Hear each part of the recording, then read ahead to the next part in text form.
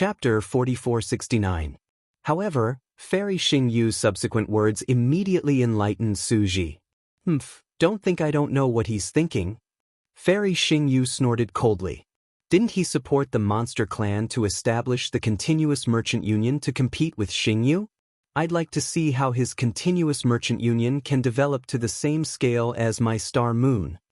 Then, Fairy Xingyu looked at Su Ji and said, could it be, you know that his continuous merchant union is just a child's play? At this point, you're encouraging him to pick the peaches? Forget it. Su Ji waved his hand and said, just pretend I didn't say anything. Then, Su Ji looked at Xiaohua and asked, by the way, why did that rainbow seashell make things difficult for you? She doesn't seem to be a monster clan member of the Thousand Monsters Sacred Realm, right? She's very powerful. Even, I don't want to provoke her. How did you get out of trouble? This. Xiaohua habitually touched his nose before lying and was about to speak. Fairy Xingyu saw it at a glance and shouted, he's going to lie again. When you met me earlier, you told me a lot about Bai Qingyu, but in the end, you still lied a lot. Elder sister, when did I lie to you? Xiaohua had to remove his hand from his nose and said, if I say some things in front of you, wouldn't I be showing off? Besides, there's nothing to say when dealing with a few monster kings. My fortune gate is far inferior to Xingyu's, so I don't dare to say more. That's more like it. Fairy Xingyu snorted coldly and didn't seem to be angry anymore. She shouted, tell me, how did you get rid of that female seashell? I met her back then. Her seashell was too strong, so I didn't have a good way to get rid of it. Actually, it's nothing. Since Xiaohua had already decided to lie, he had already picked up the brush in his mouth and said with a smile, I have some connections with this rainbow seashell called Bai Xian. Didn't I tell you earlier? Junior wasn't born in the 3 continents, but in the Dawn Rain continent. Junior's sect is called Shanghuaming. Then, Xiaohua briefly described the battle between him and Bai Xian. He didn't talk about the divine punishment, he talked a lot about the feelings of kinship. In the end, he even embellished the matter between Little White Dragon and Bibo, making Bai Xian look like an old woman looking for a relative. When she found Xiaohua, the disciple of her deceased relative, she was moved by Xiaohua's righteousness and was even more shocked by the love between Bibo and Little White Dragon. She pardoned Xiaohua's crime of killing Bai Qingyu's hundreds of thousands of demons and even bestowed Bai Qingyu to Xiaohua as a thank-you gift for finding the 7-colored conch. Then, she took Little White Dragon and Bibo away and wanted to nurture them well. After Xiaohua finished telling the happy ending, he took a spirit fruit and put it in his mouth. In the end, Bai Xian took the 2 descendants who had a lot to do with her and returned to her cave residence to live a happy life. Is that all? After listening to Xiaohua, who looked at her innocently, Fairy Xingyue was stunned. She asked curiously, You didn't do anything. Did she let you go? Xiaohua was also a dead pig that wasn't afraid of boiling water.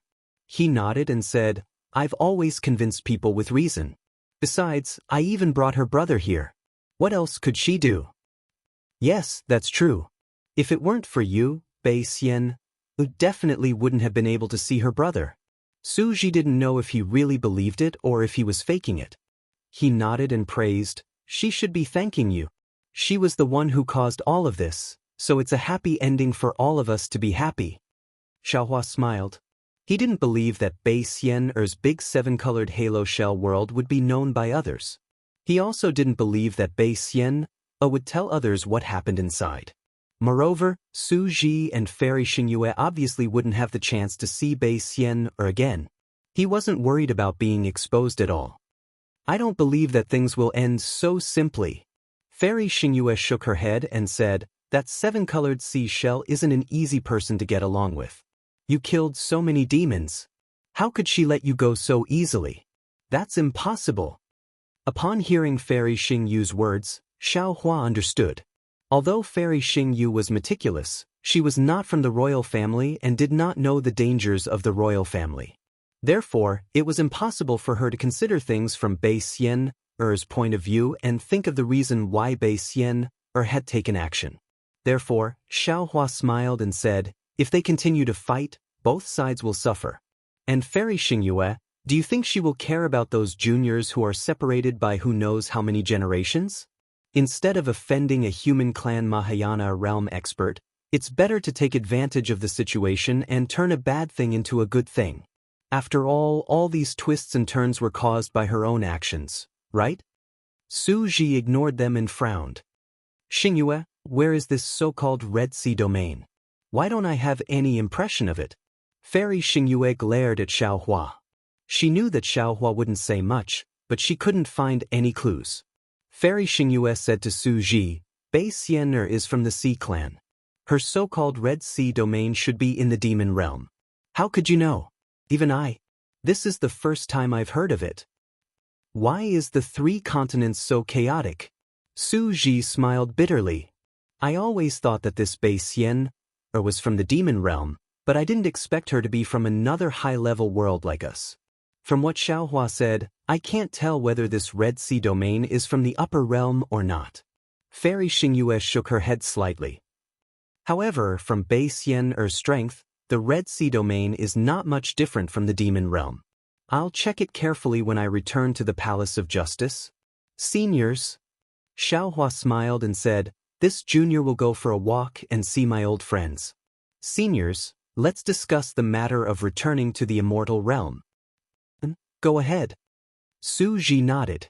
However, just as Xiaohua walked out of the hall, Fairy Xingyue's voice sounded again. Xiaohua, don't seduce the star-picking house master of Xingyue. Xiaohua staggered and turned around helplessly. Elder sister, your Xingyue is not the Yihong brothel. Do you think this junior is interested in seducing them? Hee. Fairy Xingyue covered her mouth and laughed. She secretly glanced at Su Ji. Fortunately, Su Ji seemed to be thinking about something and frowned. He did not pay attention to what Fairy Xingyue said. The outside of the hall was empty, with only bare stone walls. There was no one around, and there was no exit. Xiaohua released his divine sense, scanned the area, and walked towards a certain direction. Sure enough, when Xiaohua arrived in front of the stone wall, a ripple appeared on the stone wall, and a moon gate appeared. Xiaohua floated past the moon gate, and a ripple swept across the jade pendant in front of his chest. Outside the moon gate was the pavilion that Xiaohua had seen outside the star-picking house. Layers of beautiful halos slowly flowed between the pavilions, and an unconcealable coldness emanated from the halos. This coldness not only spread outside the star-picking house, but also seeped into the bottom of the star-picking house. Restrictions that looked similar to defensive formations were born in this coldness. Xiaohua walked to the edge of the pavilion and looked outside the star-picking house. In just a moment, it was already snowing outside. The snowflakes were beautiful, and when the brilliance of the star-picking house fell on them, they reflected a variety of colors. Xiaohua felt a sense of contentment even without the company of a beautiful woman. Of course, this feeling of contentment only lasted for a moment. Xiaohua lifted his gaze and looked towards the horizon covered by dark clouds. He said in a low voice, Mother, has there ever been snow in Guizhuang? Naturally, no one answered Xiaohua's whisper. He looked for a moment and turned his head again. There was a flight of stairs in front of him that led to the next floor. Xiaohua thought for a moment and walked over. However, just as he walked down the stairs, he saw Zhu Qing standing there respectfully, holding something that looked like a book. Fellow Taoist Zhu. Seeing Zhu Qing standing there, Xiaohua hurried over and said with a smile, It's really been a long time. Senior. How could Zhu Qing dare to let Xiaohua call him fellow Taoist? He hurriedly replied, It's enough for you to call this junior Zhu Qing. This junior doesn't dare to talk to senior as an equal. Hee, there's no need to be like this.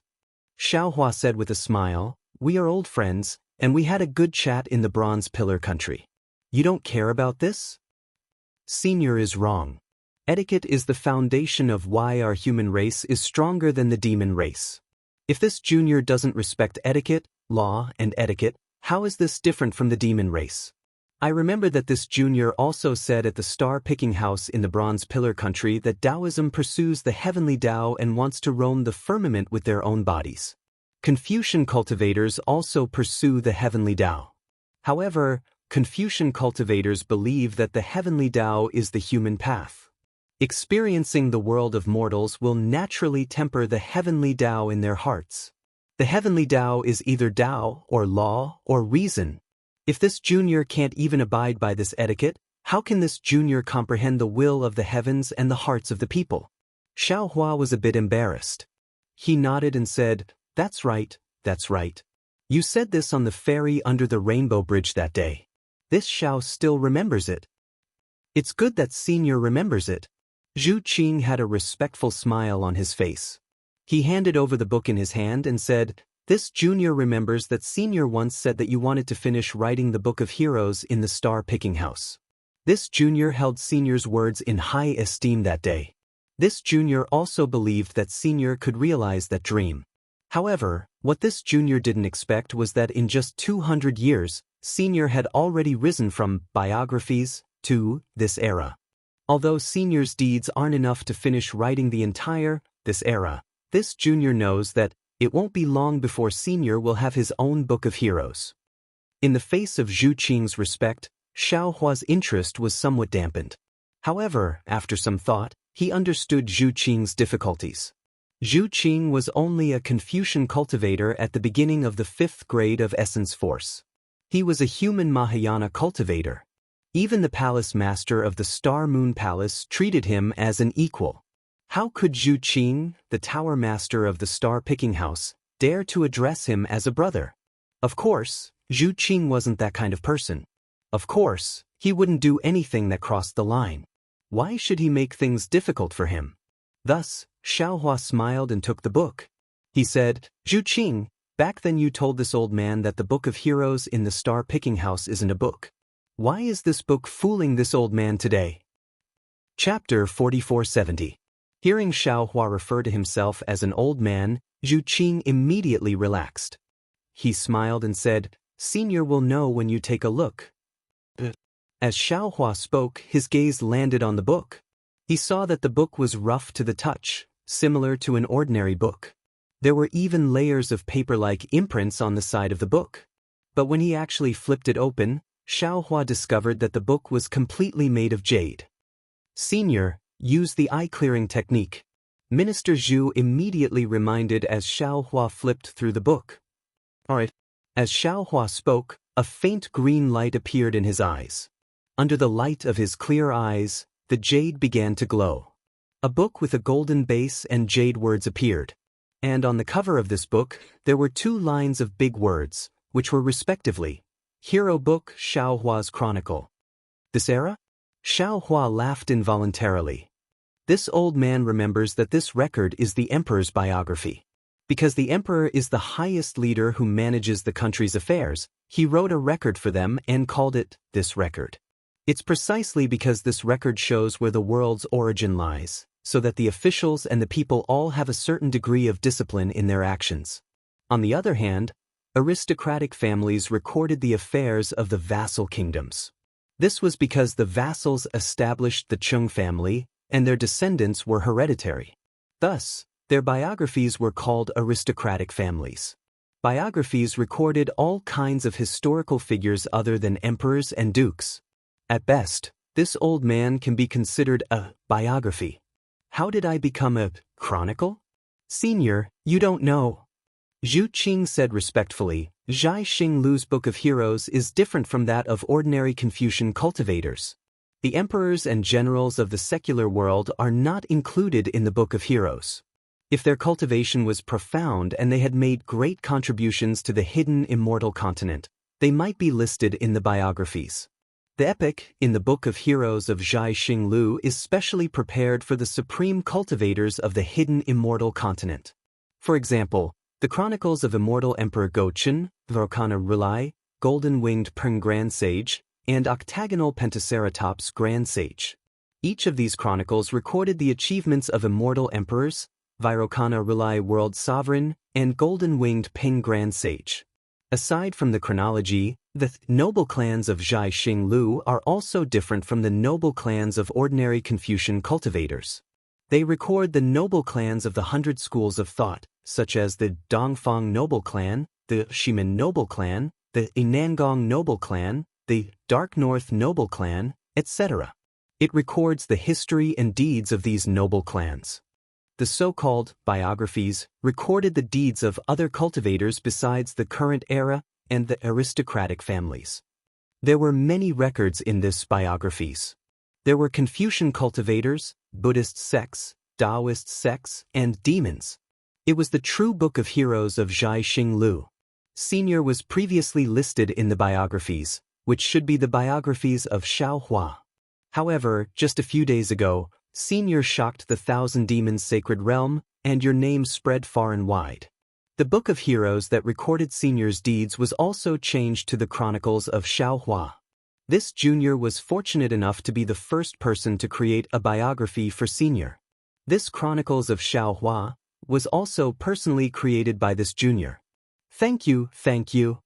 Xiaohua looks at the respectful Zhu Qing and says with emotion, I didn't think that the joke this old man made that day would actually come true today.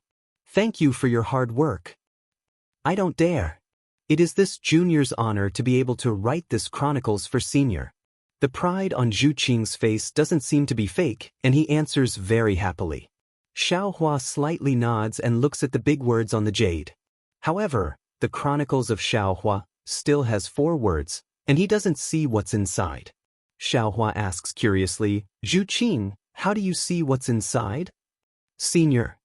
Zhu Qing says with a smile, Zhai Xinglu's Book of Heroes records the deeds of various heroes.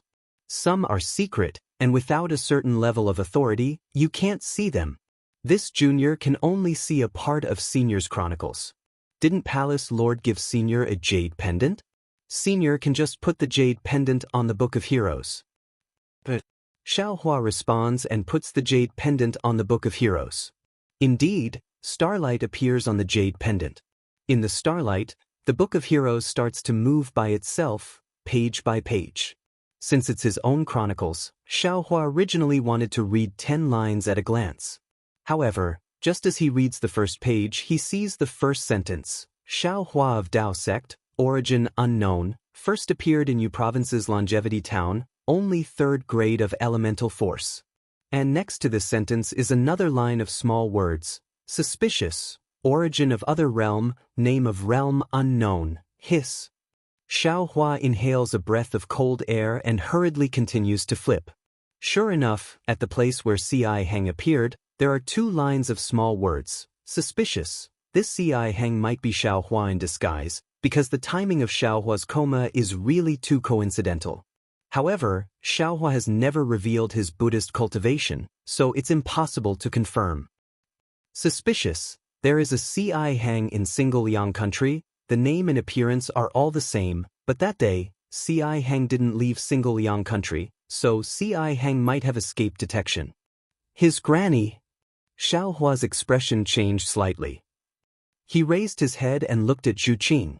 Zhu Qing didn't show any surprise and said with a smile, Senior, this junior can only see a few places, but this junior knows there might be many places that Senior can't think of. People often say, if you don't want others to know, don't do it in the first place.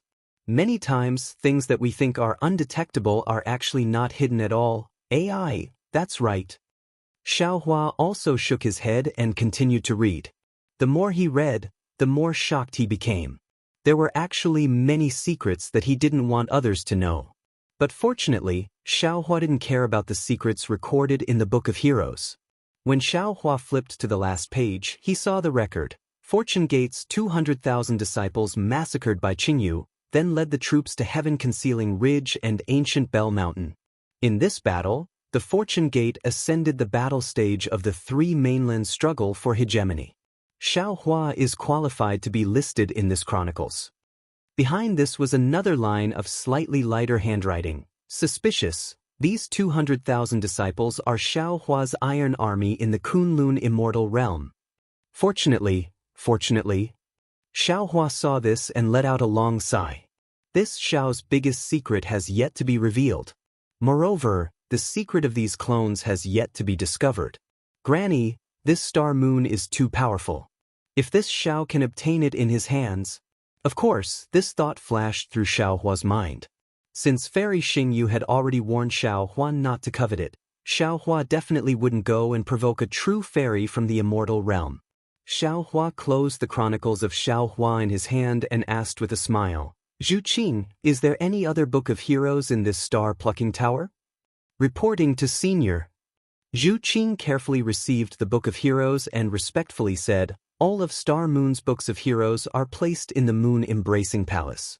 Normally, only a few copies are placed in various star-plucking towers. Because Senior recently appeared in the Thousand Demons' Sacred Realm, Senior's Book of Heroes was sent to the star-plucking tower here.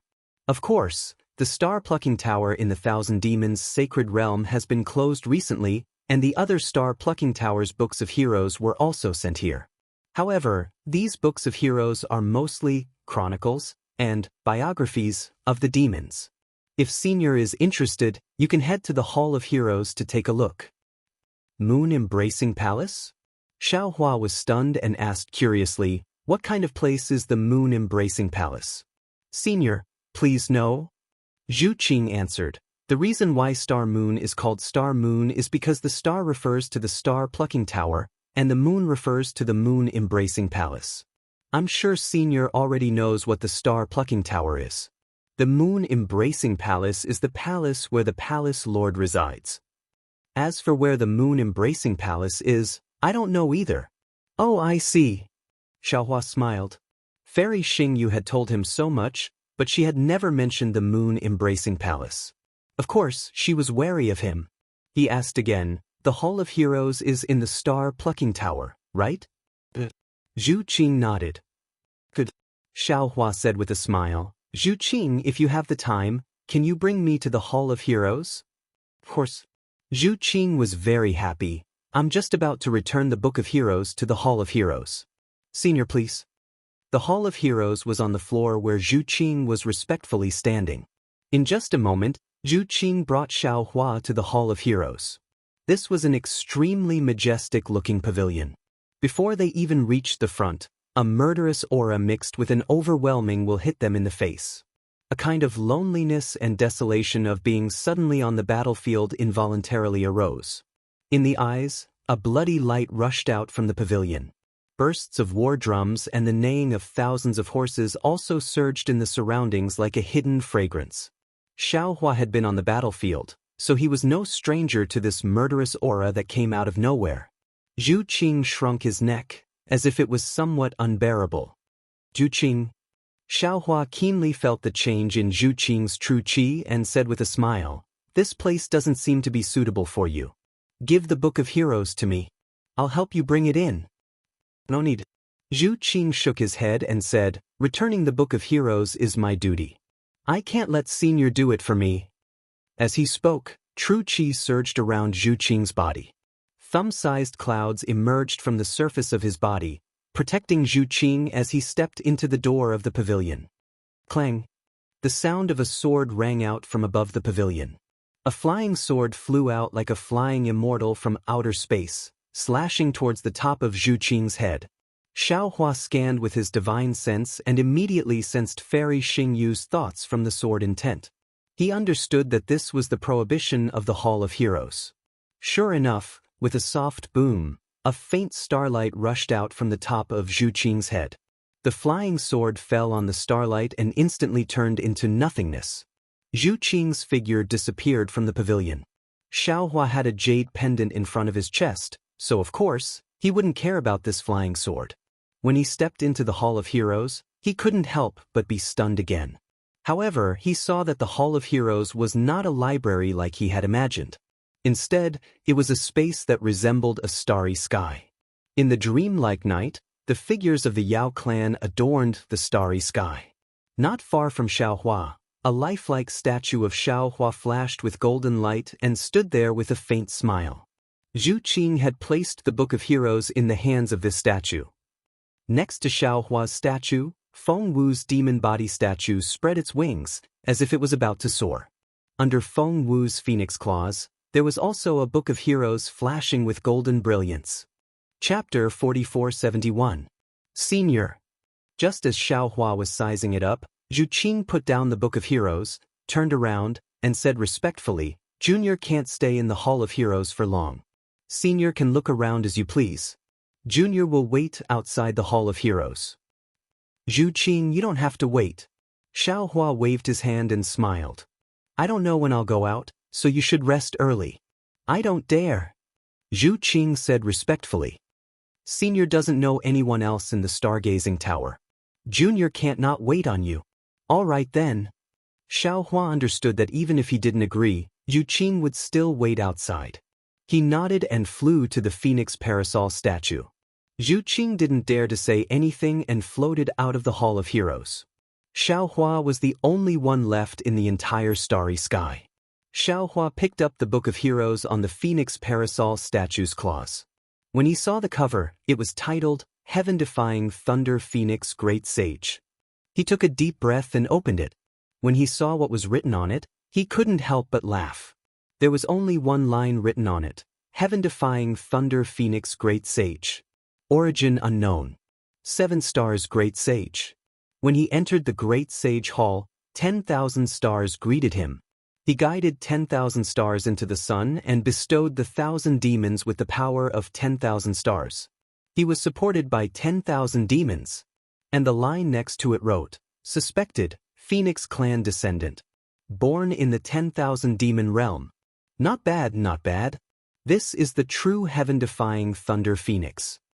Xiao Hua smiled and put the Book of Heroes back on the phoenix parasol statue's claws. He looked around again. Beside the phoenix parasol statue, there were naturally statues of the other 6 saints of the Great Sage Hall. However, these statues didn't have the Book of Heroes. Damn it. So Fairy Xingyu is also afraid of the Great Sage Hall coming to cause trouble. She doesn't dare to put the Great Sage Hall's Book of Heroes here. Xiao Hua curled his lips and cursed silently. Since she doesn't dare to put it here, why put these statues here? Xiao Hua was naturally most concerned about the secrets of the Great Sage Hall's Great Sage Hall. Without these secrets, Xiao Hua had lost interest in the hall. However, he still looked around and casually found some books of heroes to check. There were quite a few heroes albums in the Hall of Heroes.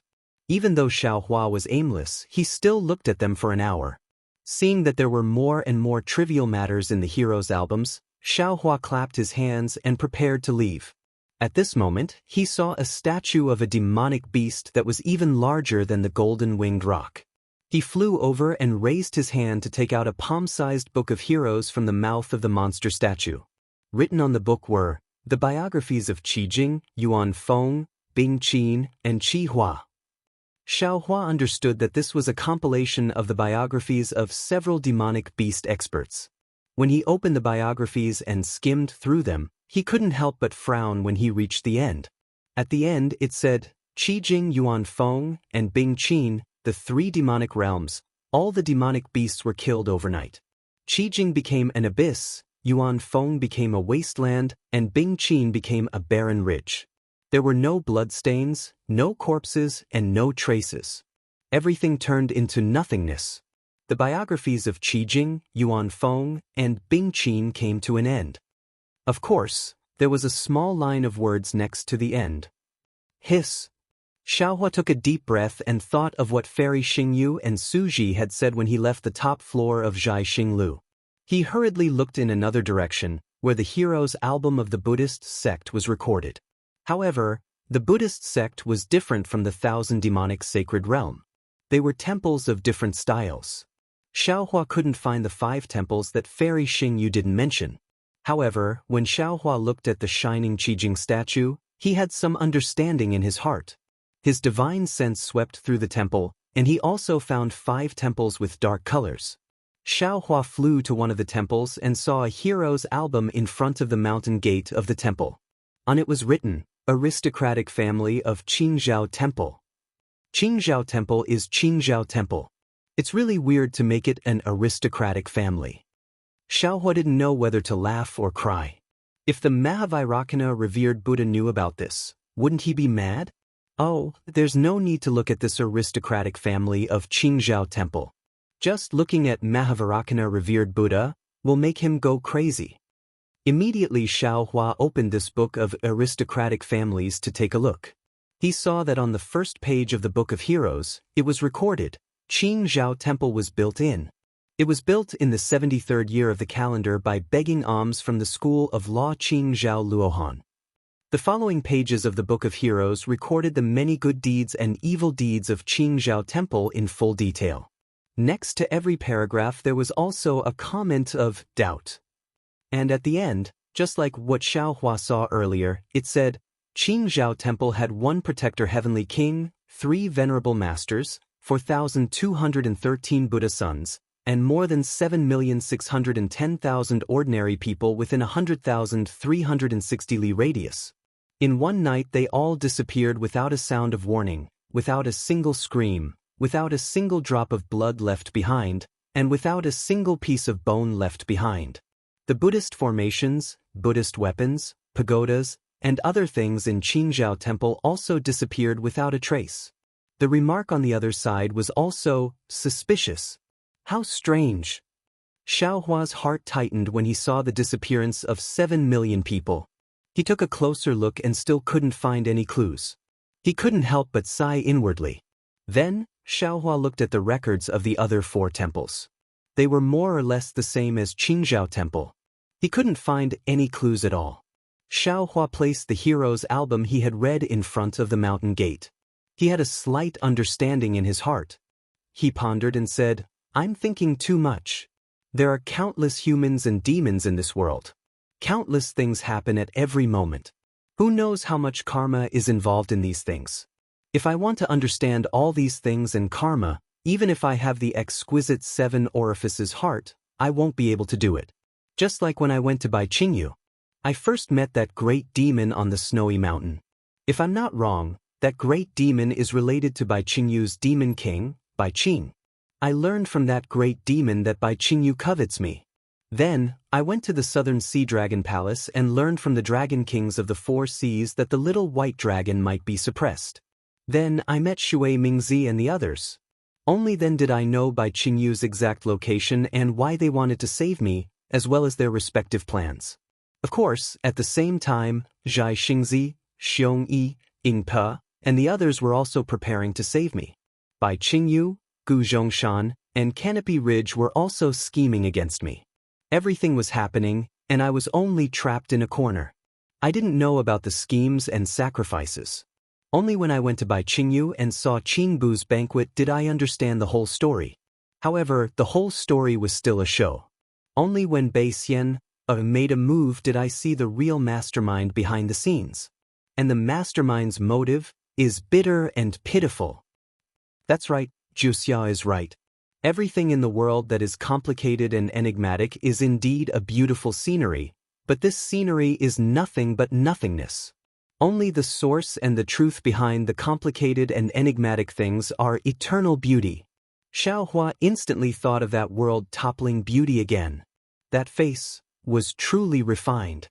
It was the first time Xiaohua had seen such a face in his life. Unless I can break away from these karma and jump out of the 5 elements, I'll be able to see the truth of the world. Xiaohua instantly had another realization. Cryptic waves flashed around his body. He was delighted and didn't dare to be negligent. He hurriedly sat cross-legged in the Hall of Heroes. That cryptic wave emitted from his body and landed on every Book of Heroes. Every time it passed by a Book of Heroes, thousands of inscriptions would fly out from the Book of Heroes and swarm into the wave. Furthermore, every inscription would turn into a stroke and disappear.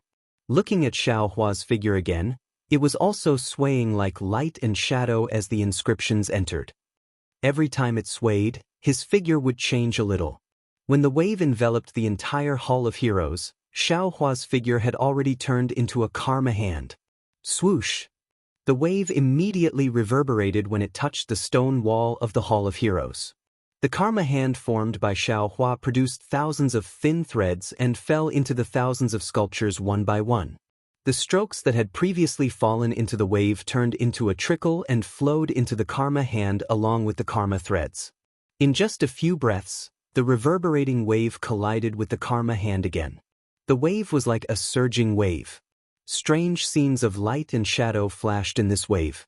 At the same time, the wave spread out in all directions with the karma hand as the center.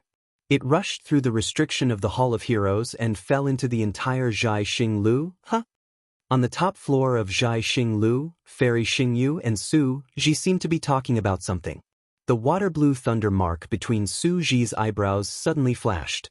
Su Ji was shocked. Just as he was about to get up, the wave of the karma wave had already wrapped around Su Ji. Su Ji seemed to be imprisoned. Both his figure and expression were frozen in place. It was the same for Fairy Xingyu, who was opposite Su Ji. Her bare ankles flashed with a pure white luster and were slightly raised. The fluorescence from her toenails that were smeared with starlight also froze in midair. If the two immortals were controlled by the wave of karma, how could the other humans in Jianghu Lu be spared? The entire Jianghu Lu turned into a solidified light and shadow in the river of karma.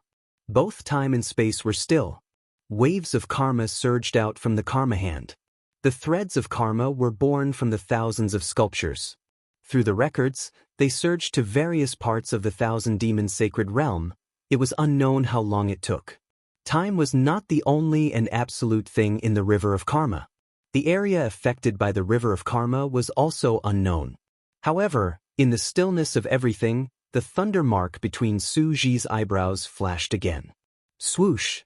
A spear-like object flew out of the thunder mark. As soon as it appeared, an extremely obscure wave fell into the river of karma. Kacha! A crack appeared where the ripple was. The stillness of the Thousand Demons' sacred realm in Jianghu Lu was shattered. At the same time, the seemingly endless river of karma was also cut off. However, it disappeared in an instant. Chapter 4472. It was only then that Su Ji finished speaking. He stood up abruptly and looked at the Hall of Heroes. Fairy Xingyu lowered her raised ankle. She looked at Su Ji in surprise and asked, "What's wrong?" "I don't know." Su Ji's eyes flashed with lightning. He said hesitantly, "I have a strange feeling as if someone is spying on us." Fairy Xingyu used her divine thought to check. After a moment, she shook her head and said, "That's impossible. Is there anyone in this world who can escape the detection of our divine ability? My punishment fairy weapon has been activated." Su Ji suddenly touched the thunder mark that had disappeared with his finger and shouted, "There's definitely something unusual. Otherwise, I would have known when the punishment fairy weapon was activated. Moreover, what on the 3 continents is worth the punishment fairy weapon activating itself?" Su Ji pointed in the direction of the Hall of Heroes and asked, "That place is in that direction?" The Fairy Xingyu was puzzled. "Below is the Hall of Heroes. Below that is the Hall of Heroes. Below that is the auction hall." Su Ji's figure swayed. "Quick, the Hall of Heroes, damn it. How could Fairy Xingyu not know what had happened?" She said angrily, "Could it be that the 7-star great saints sneaked into the Hall of Heroes?" The two ignored the restriction of the Hall of Heroes, crossed the space, and landed in the Hall of Heroes. Ripples flashed in a space in the Hall of Heroes. Amidst the lightning and starlight, Fairy Xingyu and Su Ji appeared. When the two of them saw everything in the Hall of Heroes, they were surprised again. Fairy Xingyu shouted, "Xiaohua? Why are you in the Hall of Heroes?" At this time, Xiaohua had just placed the hero book of the last temple in front of the statue's mountain gate and was about to turn around and leave. Hearing Fairy Xingyu's exclamation, Xiaohua was stunned. He turned around and asked curiously, "Seniors, why did you suddenly appear? Is there something important? Are you the only one in the Hall of Heroes?" Su Ji asked hurriedly. Xiaohua nodded and said, "Yes, it's me. Previously, this junior." Xiaohua was about to explain, but Su Ji wasn't interested in listening at all. His gaze swept across the entire Hall of Heroes like lightning, and his figure once again flashed with lightning and disappeared. It's fine, it's fine." When Fairy Xingyu saw Su Ji heading to the assembly hall, she waved her hand at Xiaohua and said, "Do whatever you want." After saying that, Fairy Xingyu also disappeared. "I'm fine with anything." Xiaohua helplessly scratched his head and thought to himself, "Although there are many Book of Heroes in this Hall of Heroes, it is still limited. The hand of cause and effect that I have comprehended has only been comprehended once in all the Book of Heroes. If you don't mind, then tell this Xiao where the moon embracing palace is." Xiaohua finished thinking. Just as he was about to take a step forward, he was startled again. "Oh, not good." I just realized, did I disturb the two immortals? It seemed like a long time had passed. If not 100 years, then at least 1,000 years, right? Xiao Hua hurriedly came out from the Hall of Heroes. Sure enough, Minister Zhu was still standing respectfully in the distance. Xiao Hua hurriedly asked, Minister Zhu, how long have I been inside the Hall of Heroes? How long? Minister Zhu didn't quite understand, but he still answered honestly, Senior, you have been in the Hall of Heroes for the time it takes to burn an incense stick. Oh, that's good. Xiao Hua felt relieved. Just as he was about to speak, Minister Zhu said again, Senior, if you have the time, can you? Without waiting for Minister Zhu to finish speaking, his figure paused. It was obvious that he was listening attentively. After a few breaths, Minister Zhu respectfully saluted somewhere and said, This subordinate understands. Then, Minister Zhu saluted Xiao Hua again and said, Senior, there are some urgent matters at Jianghu. This junior can't accompany you. Senior can go to the top floor to rest or walk around as you wish. After this junior is done, I will come to find you. All right, you can go now. Xiao Hua was originally excited to chat with Minister Zhu, but seeing Minister Zhu's unusually respectful manner, he was already a little tired. Seeing that he had something to do, he waved his hand and let him go. This junior will take his leave. Minister Zhu still saluted very politely and quickly left. Alas, etiquette is naturally necessary. But if you take etiquette too seriously, then it's meaningless. This Xiao originally wanted to have a good chat with you. Why is this Xiao still interested now? Xiao Hua looked at Minister Zhu's back and understood in his heart that he had only met Minister Zhu once. He wasn't even as familiar as Princess Baihua. It was normal for him to be respectful to him.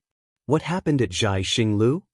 Xiao Hua, the main culprit, didn't have the slightest awareness. He smacked his lips and said, With two immortals here, who dares to be rash? This Xiao had better walk around casually. Perhaps I can find some cheap things? After walking a few steps, Xiao Hua stopped again and laughed even more involuntarily. Damn it, with this Xiao's realm, where can I go to pick up cheap things? Even if there are cheap things, this Xiao would be embarrassed to reach out with my cultivation. As he spoke, Xiao Hua's body fluctuated, and his Mahayana cultivation realm slowly fell. It only stabilized when it fell to the upper fourth level of origin power. Xiao Hua sized it up and nodded, saying, This realm is suitable for this Xiao after 200 years. Anyway, even Fairy Xingyu and Su Ji didn't know what happened to Bai Qingyu. Those human cultivators of Jianghu probably only cared about entering Star Moon Palace and wouldn't know about Bai Qingyu's matter like those tower lords of Jianghu, right? Otherwise, this Xiao will have to change his appearance. Xiao Hua finished his preparations and raised his head to look in the direction that Zhu Qing had left. There was a flight of stairs there. Xiao Hua walked over and walked down the stairs. There was no movement on the next few floors. Clearly, these were the pavilions that Jianghu used for their own purposes. Xiao Hua wasn't in a hurry, he just walked down the stairs. After half a cup of tea's time, he saw a faint restriction fluctuation, and a burst of noisy aura came from below the pavilion. Xiao Hua smiled as if he saw a large pile of good-quality spirit grasses appear in front of him. However, just as he turned around the stairs and saw the situation in front of him, Xiao Hua was a little disappointed. This was a huge hall that was thousands of feet wide, and there were many cultivators clustered inside. These cultivators were either Confucian cultivators or Taoist cultivators. There were even some bald monks. In a large corner of the hall, there were actually more than 10 demons sitting together. However, there were no spiritual herbs and the like that Xiao Hua was hoping to see. Looks like these cultivators and the Yao clan should be the candidates to head to the Star Moon Palace. Xiao Hua looked at the cultivators with varying levels of strength and understood. Then, he didn't plan to stop and continued walking down. However, at this moment, a slightly excited voice called out, Xiao? Senior Xiao? Xiao Hua was taken aback. He raised his head and looked over, only to see that not far away from him, there were a dozen or so scholars in scholarly attire. These scholars were either holding folding fans in their hands or holding wine cups in their hands. They were talking loudly and giving pointers. A Confucian cultivator with a slightly aged face was looking at him. That Confucian cultivator's pair of thick and long eyebrows were very eye-catching. Mr. Mo Jianli? Xiaohua looked at this unfamiliar face and immediately remembered. Wasn't this the Confucian cultivator Mo Jianli that he met in Longevity Town in Country Shi? That day, he and Mo Jianli had fought against the water monsters of Liao River and had a fierce battle with Jianghu of Dongtian River. He didn't expect to meet him in Thousand Demons' sacred territories, star-picking tower hundreds of years later. Yes, it's me. Seeing that Xiaohua recognized him, Mo Jianli hurriedly got up and walked quickly to Xiaohua. He bowed and said, "It's been many years since we parted in Longevity Town. I really didn't expect to meet you in Thousand Demons' sacred territories' star-picking tower." Mo Jianli was one of the first Confucian cultivators that Xiaohua met after coming to hidden Immortal mainland. This Mo Jianli cultivated the noble spirit river and used the righteous qi of heaven and earth to temper his heart. His character and temper were very much to Xiaohua's liking. It was a pity that after Xiaohua left Longevity Town, he didn't have the time to go to Country Shi. Although Mo Jianli had sent Xiaohua a jade-eye message, Xiaohua didn't have the time to go to Chongyun sect to visit Mo Jianli. Xiaohua's surprise was the same as Mo Jianli's. He hurriedly helped Mo Jianli up and asked curiously, "Mr. Mo, why are you at Star Picking Tower?" "Oh, I understand.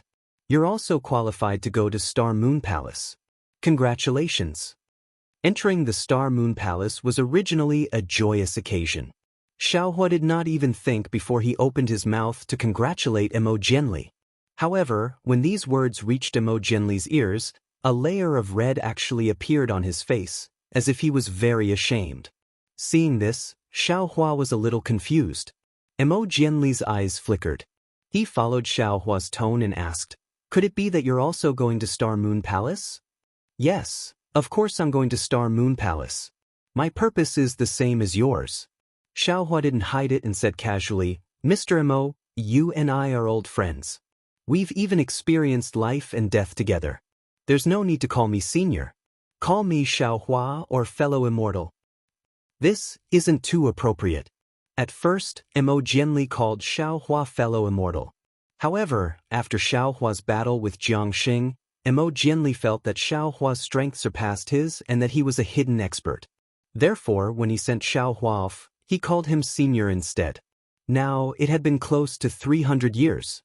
Mo Jianli had already cultivated from a scholar who cultivated energy into qi to a scholar who cultivated qi into spirit. He wasn't far from becoming a grandmaster. Among his peers, his cultivation speed was considered fast. However, when he looked at Xiaohua now, he still felt that Xiaohua was stronger than him. How could he call Xiaohua fellow immortal?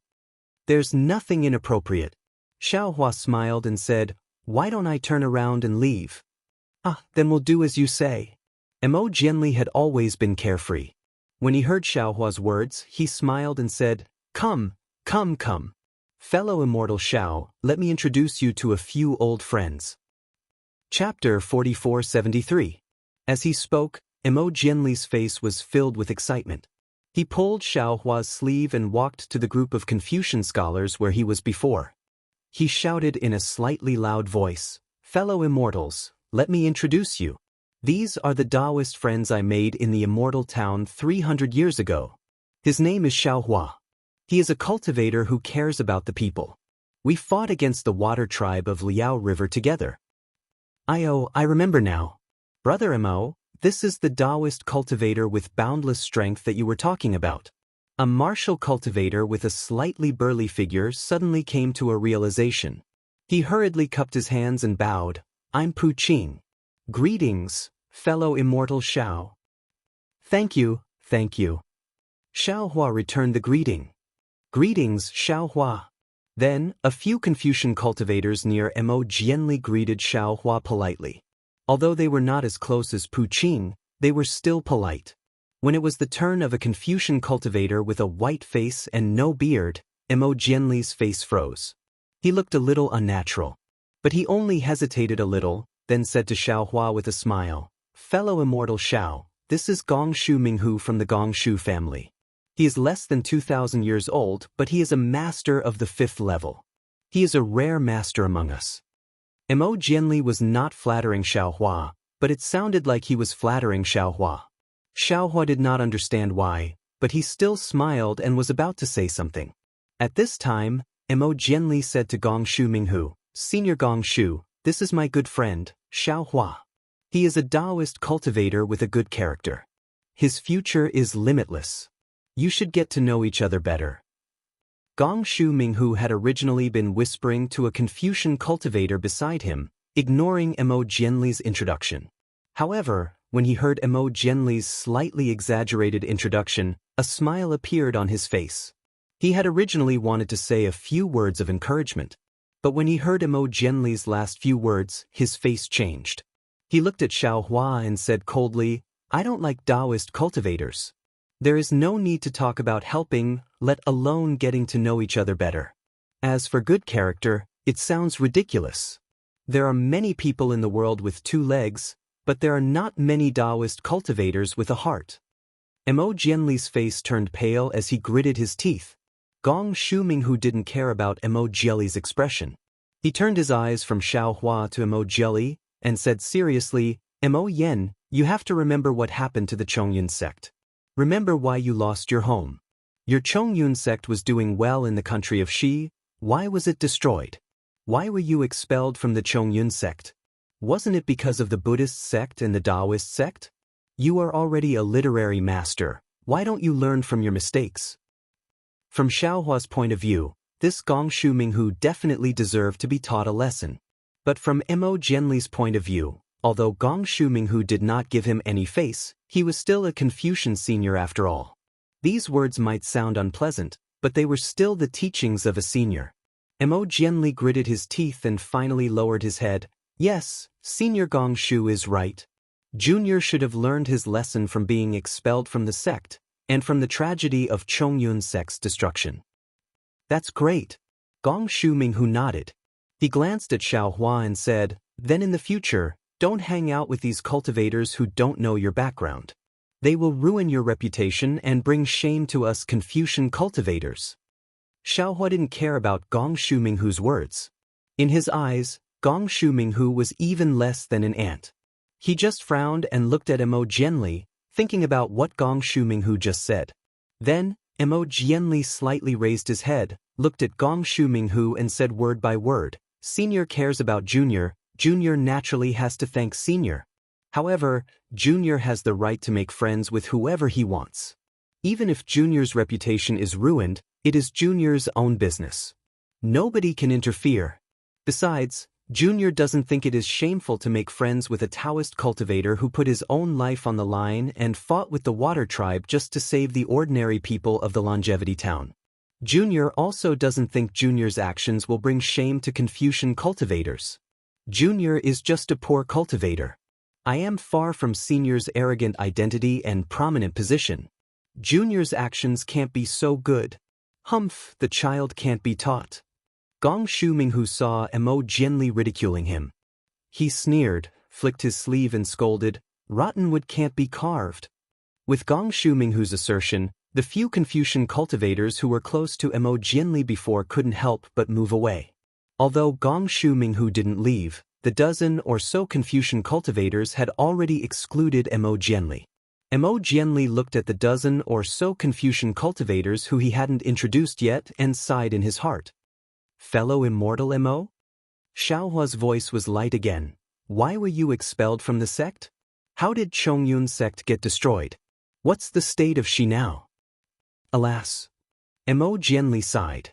Looking at the invisible barrier between him and the other Confucian cultivators, he smiled bitterly and said, "Fellow Immortal Xiao, it's a long story." "Don't worry." Xiaohua smiled and said, "Take your time, Gongshu Minghu." Just as Mo Jianli was about to speak, a clear voice came from the stairs. Xiaohua was stunned and turned his head in disbelief. He saw 2 beautiful women with bright eyes and white teeth standing there with arrogance on their faces. Wasn't one of them Gongshu Isin? Gongshu Minghu pulled away from Mo Jianli and was talking to the other Confucian cultivators with a trace of arrogance on his face. When he heard someone call his name, he turned his head impatiently. When he saw Gongshu Isin and the other woman, his face immediately lit up. He almost ran to them and bowed. Minghu greets your Auntie Exin and Auntie Ming. May I know why you called me Minghu? Gongshu Isin's face showed obvious disgust and disdain.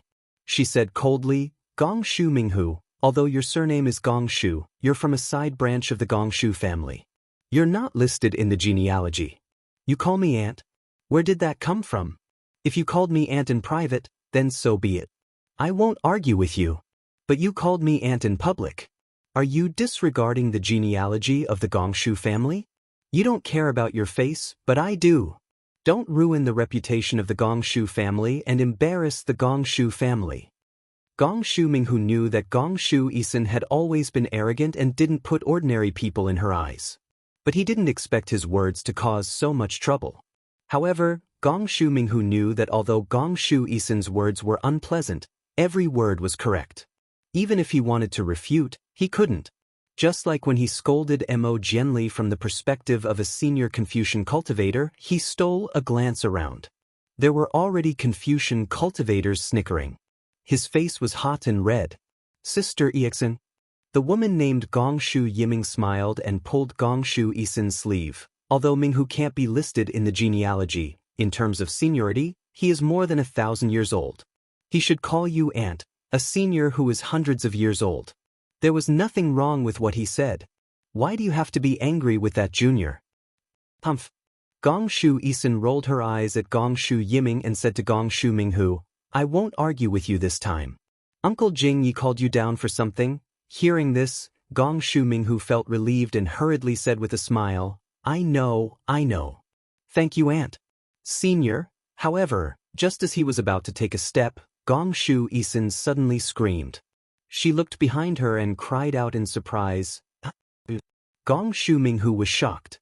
He looked at Gongshu Isin, who suddenly lost her composure and didn't know what happened. Looking at Gongshu Exin's eyes again, she stared at Gongshu Minghu's back. After a few breaths, her face flushed red. She seemed to be suppressing her inner excitement. She hurriedly said, Zhenren Xiao, why are you here? Why didn't I see you enter Star Picking Tower? Zhao, Zhenren Xiao? Zhao, Senior? Although Gongshu Minghu didn't turn around and didn't know if Xiao Hua was the senior Gongshu Isin was talking about. But he was stunned because he knew that behind him were Mo Jianli and the others. Among the dozen or so Confucian cultivators, there was no one with the surname Xiao. And the special one, Zhenren Xiao. Wasn't that the title of a Taoist cultivator? Sure enough, Xiao Hua's voice sounded faintly. So it's Miss Isin. I haven't seen you for hundreds of years. How have you been? I'm naturally well. Gongshu Isin's arrogance had long disappeared. Facing this Xiao Hua who was only 600 years old, but his Taoist cultivation and formation skills were far higher than her, she really didn't have the right to be proud. And the question of whether he was only 400 years old also gave birth to a knot in her heart in these 200 years. How have you been? Gongshu Isin was like a little girl, foolishly asking back. But in an instant, she realized it was inappropriate. While blushing, she hurriedly turned around and grabbed Gongshu Isin, cheerfully saying, Sister Isin, this is my Chang. When she said the word, Chang, Gongshu Isin's voice instantly lowered a lot. This is the formation master I told you about, a Taoist expert. If it wasn't for him, I wouldn't have been able to step into the upper 5th level in 200 years. Oh, sister, don't look down on him because he's only at the upper 4th level. He's the best at deceiving people. That year, Sister Gusu was at the middle 5th level, but she admitted that she wasn't his match. Oh, right, I forgot again. He's also a lightning cultivator expert. You can compare notes with him on the 5 Qi Righteous Thunder. Chapter 4474. Gongshu Exin, who was a little shy at first, was in high spirits at the end. She couldn't help but laugh, as if the toy she had hidden for a long time was finally seen by others. Boom! Gongshu Minghu's head seemed to be hit by a hammer. His face was pale, and he didn't know what to say or do. Junior Gongshu Yiming greets Daoist Xiao. Seeing Gongshu Exin praise Xiao Hua so much, although Gongshu Yiming was puzzled, he didn't dare to neglect and respectfully saluted. Get up. Xiao Hua lightly waved his hand and said, Xiao Hua and Exen are old friends, you don't need to be polite. Many thanks Daoist Xiao. Gong Shu Yiming saw Xiao Hua's bearing, and his suspicions were mostly gone. The atmosphere in the hall was a little strange. After all, many people saw Gong Shu Minghu humiliate Mo Jianli, and at this time, these two girls from the Gong Shu family, who were called aunts by Gong Shu Minghu, actually called Xiao Hua Sr., this really stepped on Gong Shu Minghu's face to the ground. Daoist Xiao. Suddenly, Gong Shu Yiming seemed to think of something and respectfully said, My Gong Shu family's granduncle Jingyi is downstairs, would Daoist like to see him? This. Xiao Hua hesitated and replied, Xiao Hua and the Gong Shu family aren't familiar with the others, it's not appropriate? Don't worry, don't worry. Hearing Xiao Hua say he wasn't familiar with the others, Gong Shu Yisen hurriedly called out, Daoist Xiao, my family's granduncle Jingyi is also proficient in some Daoist techniques. He's already a 7th-level Daoist master, only one step away from becoming a sage of literature. If Daoist Xiao listens to granduncle Jingye's advice, perhaps your cultivation will improve even further. Xiao Hua looked around at the expressions of the Confucian cultivators. He knew that after Gong Shu Exin and the others left, these Confucian cultivators would gather again, so he nodded and said, In that case, Miss Exint, please lead the way. Could Daoist Xiao please? Gong Shu Exin and Gong Shu Yiming looked at each other, eyes filled with joy, and quickly walked up the stairs. Xiao Hua turned to look at Mo Jianli and smiled, Daoist Mo, come with me, I have something to ask you. This good. Mo Jianli was even more confused when he heard that Xiao Hua's cultivation was even stronger than a 5th-grade origin energy. However, he didn't dare to delay and hurriedly followed after. On the other hand, Gong Shu Exen had come to find Gong Shu Minghu. Now he was left here. Gong Shu Exen and Gong Shu Yiming had forgotten about him before they left. Gong Shu Minghu hesitated for a moment. Although he looked embarrassed, he still hurriedly followed Mo Jianli out of the hall. Gong Shu Jingye was already waiting for him downstairs. He did not dare to be negligent. Several people had just disappeared when the entire hall was once again filled with discussions. Although he didn't know what they were talking about before, their only topic now was probably Xiao Hua, Daoist Xiao. Xiao Hua followed Gong Shu Exin and Gong Shu Yiming to the stairs. Gong Shu Exin and Gong Shu Yiming walked in front, whispering something. Occasionally, they would sneak a glance at Xiao Hua, then pursed their lips and chuckled, looking very excited. Xiao Hua looked on helplessly. He was embarrassed to eavesdrop. However, he and Gong Shu Exin had only talked about Song Lang Zi's cave residence. Presumably, the two were talking about the thrill at that time.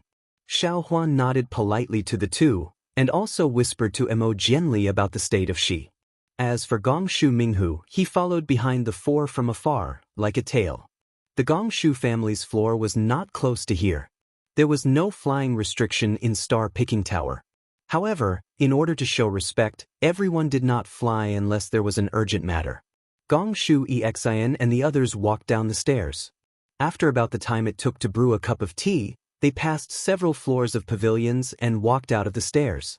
Along the way, there were many family disciples going up and down the stairs. Many people greeted Gong Shu Exin. Clearly, Gong Shu Exin's reputation was very well known among the family. Many family disciples almost ignored Xiao Hua and Mo Jianli. Xiao Hua naturally did not have time to look at their faces. He frowned as he listened to Mo Jianli's story. At this time, he also understood the reason. After Mo Jianli, Xiu Jian, Li Mo Ming and Ji Dong returned from the disaster relief in Xi, because of their contributions, they were rewarded. Mo Jianli was rewarded with a higher-level cultivation method. However, this reward was not fully implemented. Because there was no fruit of Guanyin Bodhisattva in Longevity Town, the entire Xi became the focus of Yu Province, and even the 9 provinces of the hidden Immortal continent. Not only was Xiao Hua's battle with Jianghu not mentioned, even Mo Jianli and the others' rescue of the people in the town of Longevity was also erased. There were even Confucian cultivators who blamed Chongyun's sect for the lack of Guanyin Bodhisattva in the town of Longevity on the unfavorable inspection of the development of the Buddhism sect. They did not fulfill the responsibility of a Confucian sect, especially when the town of Longevity was slowly becoming the #1 town of the Buddhism sect in the Zhang-Xian continent. The Confucian cultivators made things difficult for the Chongyun sect. They demanded that the Chongyun sect be responsible for this matter and proposed countermeasures. Under such circumstances, the Chongyun sect could only push out Zhu Junfeng, Mr. Taiyan and the others from the Longevity Academy, as well as Mo Jianli, Qiu Jian, Li Mo Ming and Ji Dong.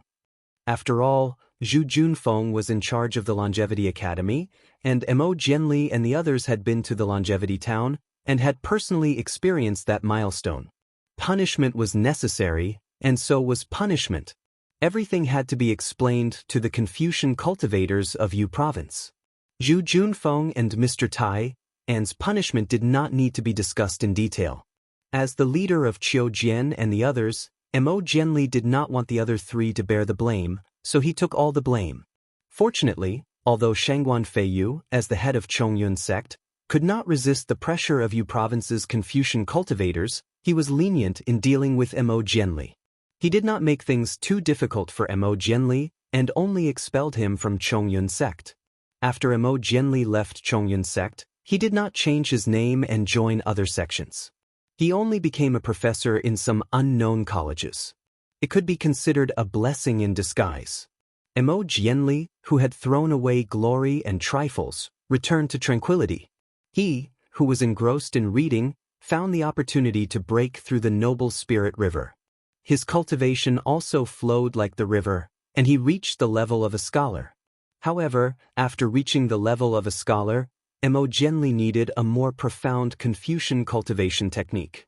Although the noble spirit river was the most widespread technique left in the hidden immortal land, after reaching the level of a scholar, it belonged to the secrets of various sections. It was very difficult for cultivators without a sect to obtain it. Mo Jianli could only go to Zhai Xinglu to find a suitable technique. Later, due to a coincidence, Mo Jianli passed the test of Zhai Xinglu and was listed as one of the candidates to enter Xingyue Palace. Unlike Xiaohua, Mo Jianli had an agreement with Zhai Xinglu. He would listen to Zhai Xinglu's arrangements and participate in the grand meeting of Xingyue Palace, and Zhai Xinglu would provide Mo Jianli with the conditions to cultivate. With this opportunity, Mo Jianli's cultivation became much smoother. In the past 200 years, his progress was also gratifying. When Xingyue Palace discovered that Xingyue Palace might appear in the sacred realm of Thousand Demons, Mo Jianli and the rest of the cultivators were sent to the sacred realm of Thousand Demons by Zhai Xinglu. Therefore, not only did Mo Jianli not know about Bai Qingyu, but he also did not know about the divine demon blood pool. As for Chongyun sect, when the Longevity town became the #1 town of the Buddhist sect, it was already in the eyes of the Bodhisattvas. It was destined to be the center of tragedy. Chongyun sect did a lot of effort to expel Mo Jianli and punish Zhu Junfeng. They also made a lot of compromises. The entire Chongyun sect was like duckweed in the wind and rain, struggling bitterly. However, after the Longevity town's Shaojin temple's abbot, Lishan, who did not have any cultivation, was mysteriously killed, Chongyun sect could no longer hold on. Although this incident was the last straw that broke the Chongyun sect's back, it was also a heavenly tribulation that the small Chongyun sect could not withstand.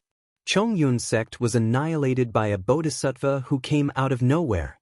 Whether the bodhisattva who annihilated the sect was a Buddhist or a Confucian cultivator, whether he was venting his anger or trying to frame them, no one knew the truth, just like Lishan's death. The death of the entire Chongyun sect was even more tragic than Lishan's death. Lishan's death almost led to a war between the Immortals and Buddhas, which led to the Nirvana Sutra seeking. But the death of Chongyun sect was really like duckweed, falling into the wind and rain.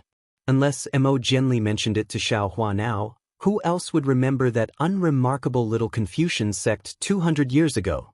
Seeing Gongshu Isin and Gongshu Yiming slow down, Xiaohua stopped and looked at Mo Jianli, saying, "Jianli, when I first arrived at the Longevity town, I encountered the Liaojiang incident.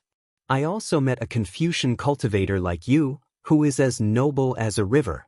I have a very good impression of you. The Liaojiang incident, The root cause is related to a disciple of mine. How about this as compensation? From now on, you will follow me. At this point, Xiaohua hesitated again. He originally wanted to take Mo Jianli as his disciple.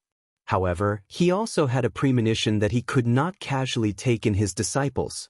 Previously, he took in Yuan Ye, Fu Jiwen, Lu Yi, Wang Bianfei, Wu Tian, Chang Yuan, Jiang Hong and Yu Zhongquan as inner disciples. But when they arrived at the ruins, Wu Tian chose to stay in the upper world for his own pursuit. Xiaohua's inner disciples stopped at 7. After that, he took in Li Xiang, Xiong Yi, Prince Lan, Chang Yu, Xian Songzi, and Reverend Jingting as outer disciples. In Bai Qingyu, Xiaohua took in Ao Zhantian and Su Tingzi as outer disciples. However, it was also in Bai Qingyu that Chang Yu died, Prince Lan's loyalty was doubted, and Xiaohua's number of outer disciples fell to 7. Perhaps it was because he had just experienced the hand of cause and effect. Xiaohua became alert. He felt that he could only accept 7 disciples and could not accept more. If he accepted Mo Jianli, then he would have more than 7 disciples. Even if there was really something wrong with Prince Lan, Mo Jianli had already taken the last disciple spot. But Mo Jianli was only a 4th-level literature master. With Xiaohua's strength, he probably did not have much time to teach such a low-level Confucian disciple. Moreover, Xiaohua already had a candidate in mind for the last disciple spot. Therefore, Xiaohua hesitated. Chapter 4475. Junior appreciates senior's kind intentions. Mo Jianli smiled. Junior is a Confucian cultivator, it would be inconvenient for me to follow senior. Moreover, Junior is a disciple of the Chongyun sect, which is related to the Longevity Town's conflict. It would also bring trouble to senior. Ha! Xiaohua laughed and said, if you didn't say this, this Xiao would have hesitated. But since you have spoken your mind, how could this Xiao disappoint you? This Xiao may not have the time to teach you a Confucian cultivation technique, but this Xiao remembers that you should cultivate a Confucian sword technique. This Xiao has a disciple who is good at sword techniques. This Xiao thinks that he should take you as a disciple of the Fortune Gate. Fortune Gate? Mo Jianli was stunned. He couldn't believe his ears and shouted, when did senior enter a Confucian sect? This junior doesn't seem to have heard of a Confucian sect called the Fortune Gate. While the two were talking, Gong Shu Minghu had already walked behind them. Xiaohua looked at Gong Shu Minghu and walked towards the pavilion. He said, this matter is settled. When we come out of the Bright Moon Palace, this Xiao will take you to see him. Senior. Mo Jianli hurriedly chased after him, wanting to say something. Unfortunately, Xiaohua smiled and said, you don't have to say anything. If you see this Xiao's disciple and feel that it's not suitable, then it's fine. It's not too late to refuse. Xiaohua didn't think that Mo Jianli would refuse Yu Zhongquan and Chang Yuan, who were already at the 7th level. Oh, but facing Xiaohua's arbitrary decision, Mo Jianli was helpless. He nodded slightly and followed behind Xiaohua. However, his thoughts were different from Xiaohua's. He didn't believe that Xiaohua's disciple would have any outstanding cultivation. Of course, he didn't complain about why Xiaohua didn't take him as a disciple. Mo Jianli was a grateful person. After being expelled and homeless, he felt that Xiaohua's kindness was a kind of enjoyment. Turning the corner, they came across a small hall. Gong Shu Yisin and Gong Shu Yiming walked to the entrance of the hall and looked back. When they saw Xiaohua and Mo Jianli coming over, they smiled at each other and quickly walked in. When Xiaohua entered the palace, he saw a tall young Confucian cultivator who looked similar to Gong Shu Yisin. The Confucian cultivator had a smile on his face as he looked at Xiaohua. Next to him, Gong Shu Yisin was holding his arm and acting like a spoiled little girl. On the two sides of this Confucian cultivator, there were a few men and women who were around the 5th or 6th grade of origin energy. These men and women all had imposing appearances and were intelligent on the inside, like dragons and phoenixes among men. Needless to say, this person was the Gong Shu Jingyi that Gong Shu Yisin had mentioned, the 7th-level elemental energy grandmaster. Looking at Gong Shu Jingyi sitting steadily on the chair, waiting for him to pay his respects, Xiaohua smiled bitterly. He had really lifted a stone to smash his own foot. He originally disliked Zhu Qing's respect for him and wanted to find a more approachable feeling. He didn't expect that as soon as he met Mo Jianli, he would be humiliated by Gongshu Minghu. Gongshu Yisun came over to smooth things over for him, and then he had to follow her to pay his respects to a 7th-level elemental energy grandmaster. Gongshu Yisun had good intentions. After all, the guidance or care of a high-level elemental energy grandmaster was a kind of opportunity.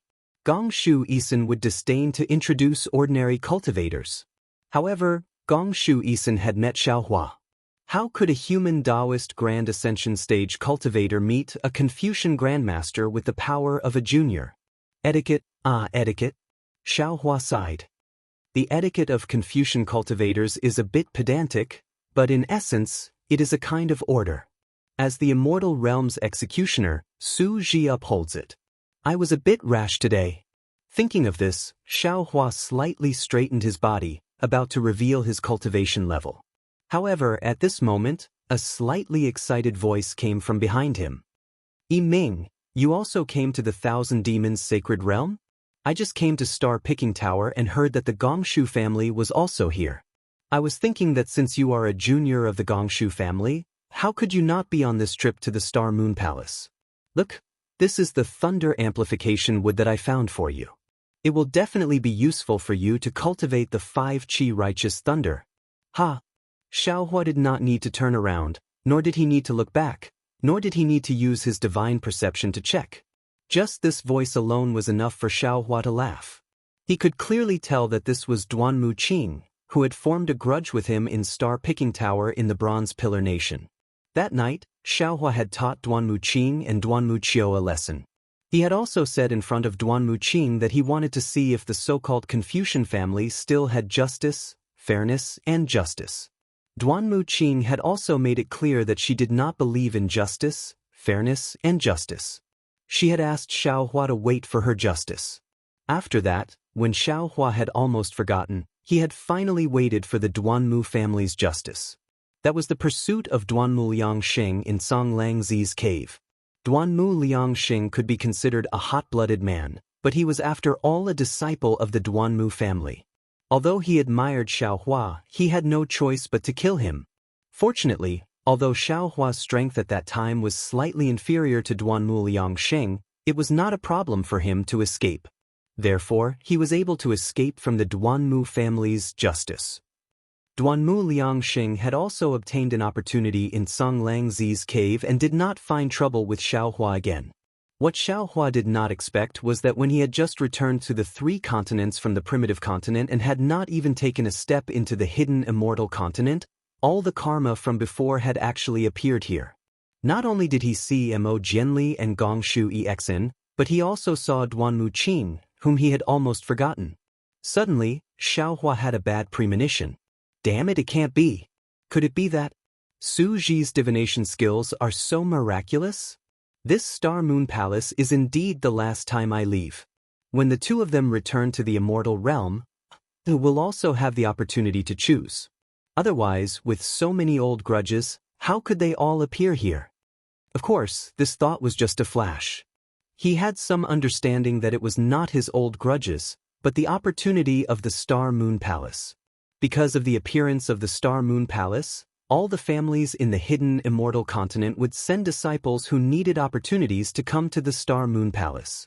Not only the disciples of the families who had grudges with him, but also the disciples of the families who had grudges with him would all have the opportunity to come to the Star Moon Palace. They would also, at the appropriate time, resolve the grudges between them. While Xiaohua was thinking, Duanmu Qing had already said something excitedly. She walked past Xiaohua and arrived in front of Gongshu Jingyi. She bowed and said, "Great-grand-uncle, Junior Duanmu Qing from the Duanmu family pays respect to great-grand-uncle." Gongshu Jingyi was waiting for Xiaohua to greet him, but Duanmu Qing's sudden appearance stole Xiaohua's limelight. Gongshu Jingyi could not stand in front of the Duanmu family. He retracted his gaze from Xiaohua and raised his hand. "Get up, this is Star Picking Tower. No need to be too polite." Gongshu Exen was not willing to give Duanmu Qing a good face. She snorted and said, "You're just a branch of the Duanmu family, And you dare to call yourself a disciple of the family? Aren't you afraid that the Duanmu family's ancestor will scold you? This Duanmu Qing did not dare to say anything in front of Gongshu Exin. Exin? Gongshu Jing Ye's lips curled. He knew clearly about Gongshu Exian's arrogance. He also knew that her scolding of Duanmu Qing was reasonable. However, he could only scold her. Duanmu Qing is also a disciple of the family. There are some words that you cannot say casually. Great-grand-uncle, you think I want to say it? Gongshu Exen said coldly. If he did not pester Yiming Jejie, even if I saw him, I would only treat him as a toad. He did not go back to look for a mirror. He is not only a branch disciple of the Duanmu family, he is also a literary master who has just stepped into spirit-refining qi. How can he be worthy of Yiming Jejie? Moreover, Yiming Jejie had already told him clearly 100 years ago that she did not wish to see him again. But what about him? Seeing Yiming Jejie's soft personality, forcing her step by step, showing an infatuated face in front of the elders to gain sympathy. Isn't it just a thunder-amplifying wood? What's so great about it that he would give it to Yiming Jejie in front of great-grand-uncle? This kind of wild ambition, great-grand-uncle is embarrassed to say it, but I will say it. Exin. Gongshu Yiming at the side also seemed to be unable to bear it. She pulled Gongshu Exian's sleeve and said, "Don't say it in front of everyone, this is not good." What is not good about it? It is because you are always thinking for others that you have landed in such an awkward situation. Now many disciples of the aristocratic families know that this guy is pursuing sister. Even if there are outstanding disciples who want to propose marriage to sister, they would be embarrassed. They would be afraid of brushing away the face of the Duanmu family. Gongshu Exen understood Duanmu Qing's thoughts and hit the nail on the head. In reality, the Duanmu family does not even know of this guy's plans. It is not that bad. Gongshu Yiming's face was slightly red as she said in a low voice. Xiaohua originally did not like Gongshu Exian's outspokenness, but hearing it now made him very happy. He smiled and stopped walking, watching with interest. Duanmu Qing naturally did not know that Xiaohua was here. His face was slightly pale as he said in a low voice, "Senior Gongshu, Junior knows that my cultivation is shallow and my background is not as good as Senior's. So from Senior's point of view, Junior's actions are indeed so. But Junior can say it to Senior without any reservation, to the disciples of the Gongshu family. Junior can even say it to the heavens and the earth with a clear conscience. Had no limits, no rank and no strength. Perhaps Yiming Lady feels that Junior is not suitable, but from the moment Junior saw Yiming Lady, I have already treated her as my fairy. Junior does not dare to think too much because I am afraid that if I think too much, it will make that impression dim. Junior can only think faintly when the lanterns are lit, and hope that the night will make this longing last a little longer. Junior also knows that Junior is not worthy of Miss Yiming, but Junior is willing to be one of Miss Yiming's many admirers. Junior hopes that her path of cultivation will be smooth. Junior is willing to give up everything for her. Chapter 4476. Duanmu Qing spoke with deep affection. Not only did Gongshu Yiming blush, even Gongshu Exen felt embarrassed and felt that she might have gone overboard. Duanmu Qing continued, Junior heard that Miss Yiming's 5 Qi Thunder had reached a bottleneck and was unable to break through, so I have been thinking of a way for her.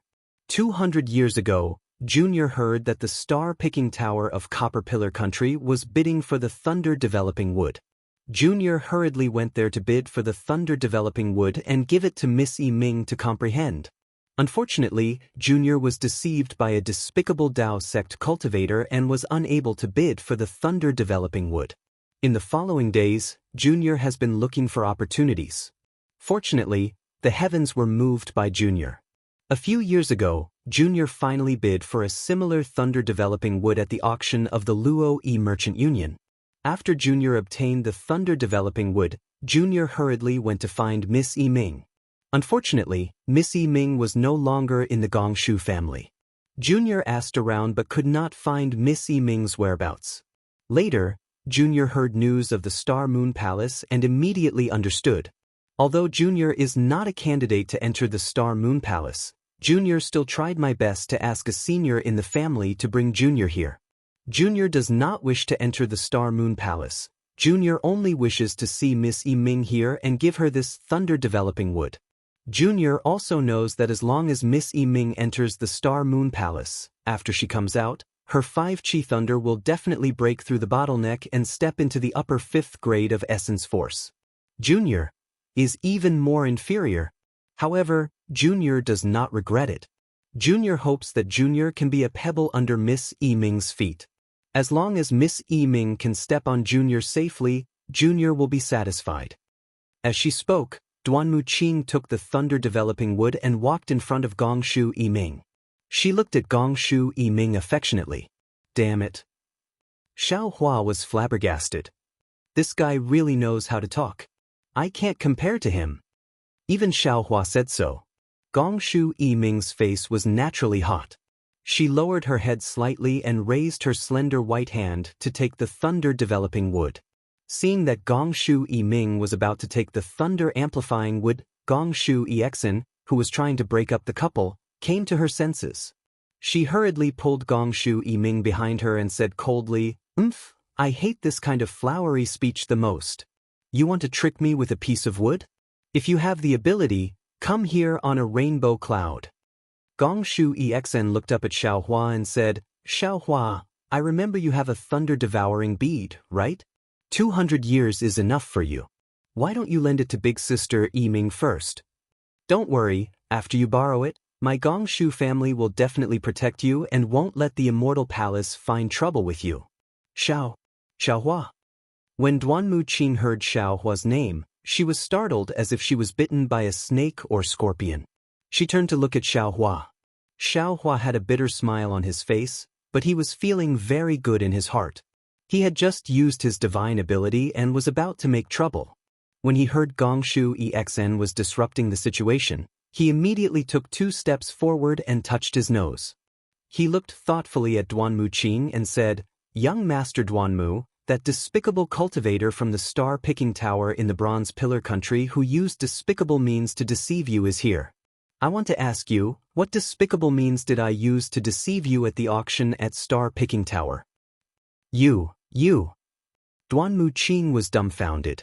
Those few words of his were merely to set off the atmosphere, to emphasize the hardships of not being able to obtain the thunder amplification wood. However, he never expected that Xiao Hua, whom he hadn't seen for several hundred years, would actually be right behind him. Moreover, he had directly passed by Xiao Hua without even noticing him. Moreover, Xiao Hua's question was even more heart-wrenching. Not to mention that Xiao Hua did not have any despicable means, even if he did, that was Star-Picking Tower's auction, and it was from hundreds of years ago. Duanmu Qing bringing up old scores in Star-Picking Tower's territory was not only giving Star-Picking Tower a bad look, but also finding trouble for herself. Details determine success or failure. The remorseful Duanmu Qing really wanted to grab the extra words out of everyone's ears and swallow them herself. Haha. When Gongshu Yixin heard this, a look of surprise appeared on her face. She hurriedly said, What? You were the one who bid for the thunder-developing wood? How could you have won against young Master Duanmu from the Duanmu family? Quickly tell us, how despicable were you at that time? Seeing that Gongshu Yixin did not mind blowing things up, Xiao Hua was also happy to add insult to injury. He nodded and said, Even if Lady Gongshu did not say this, I would still say it. Not to mention my innocence, even Star-Picking Tower's justice will be tarnished. Hearing Xiao Hua mention justice, Duanmu Qing's face turned pale. Xiao Hua did not add any details and narrated everything from the time he met Duanmu Qiu to the time he said, fairness, justice to Duanmu Qing. Indeed, without waiting for him to say much, when the group of Gongshu family disciples heard that Duanmu Qing sat on the dragon horse carriage and headed towards Star-Picking Tower, their faces were filled with disdain. The aristocratic family's carriages all had their own standards and were not for any aristocratic family disciples to sit on. Gongshu Yixin could sit on it, Gongshu Yiming could sit on it, Murong Tsongen could also sit on it, But Duanmu Qing, a side family disciple, could not sit on it, because she could not represent the Duanmu family. Xiao Huan naturally did not know about this rule, but the Gongshu family disciples knew it clearly. Without mentioning anything else, how could Gongshu Yiming accept her flamboyant personality? Oh, that's right. After explaining the matter at Star Picking Tower, Xiao Hua slapped his forehead. Looking at Gongshu Yixing, he seemed to have thought of something and said, I almost forgot, Duanmu Gongzi is a person who keeps his promises. That was what I said that day. Duanmu Qing, I will remember your words. But I will give you a word of advice. Don't think that no one knows what is right and wrong here. Even the aristocratic families of Confucian cultivators cannot stop the mouths of the people. A Duanmu family carriage driver is now Jianghu. You can only let him bully others, but others cannot retaliate? I will wait for your Duanmu family's condemnation. I want to see if the aristocratic families of Confucian cultivators still have justice, justice, and justice. And at that time, Duanmu Gongzi's reply was, Justice, justice, and justice? Let's go, let this Taoist wait for his justice. Xiaohua looked at Duanmu Qing and smiled. Duanmu Gongzi, did I say anything wrong? Duanmu Qing bit her lips and did not reply. And the result? Say it, say it. Gongshu Exn was interested and urged, what happened after that? After that. Lady Gongshu, do you still remember the 5th grade middle-tier Confucian cultivator who suddenly appeared in the Cloud Mountain Maze? Xiao asked. Gongshu Exn actually did not have any impression of Duanmu Liangsheng.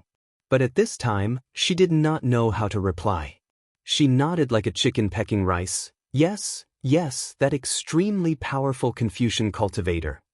And he is the justice that the Duanmu family gave me. Xiao Hua said with a smile. Duanmu Liangsheng? Order of death? Gongshu Jingyi, who was at the side, was watching the younger generation quarrel like a play. However, when he heard this, he suddenly understood. He frowned and said a few words in a low voice. He looked at Duanmu Qing and didn't say anything. However, the disciples of the Gongshu clan who were present all despised her. Everyone knew what Duanmu Qing had done after the order of death. In front of such sinister thoughts, the sweet words that Duanmu Qing had said earlier had become a honey sword. Xiao Hua smiled. The Duanmu family's order of death is the justice that Duanmu Gongzi gave me. If not for my good luck, I am afraid that I would not have the chance to talk about Duanmu Gongzi's heroic deeds in front of everyone. Sigh. Duanmu Qing sighed slightly.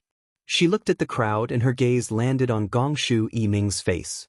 She said, things are not as simple as Immortal Xiao said. However, I do not wish to explain anything at this moment. Because the same thing can be said by different people, it will have different effects. I admit that I do not have a glib tongue like Immortal Xiao. Everything will be revealed in the future. However, Miss Yiming, even though I may have done something wrong, your cultivation cannot be delayed. This thunder amplifying wood is very important to you. It is innocent, you must accept it. What is the use of a mere thunder amplifying wood? It is just a chicken rib. Only those who do not understand the lightning cultivation arts would treat it as a treasure.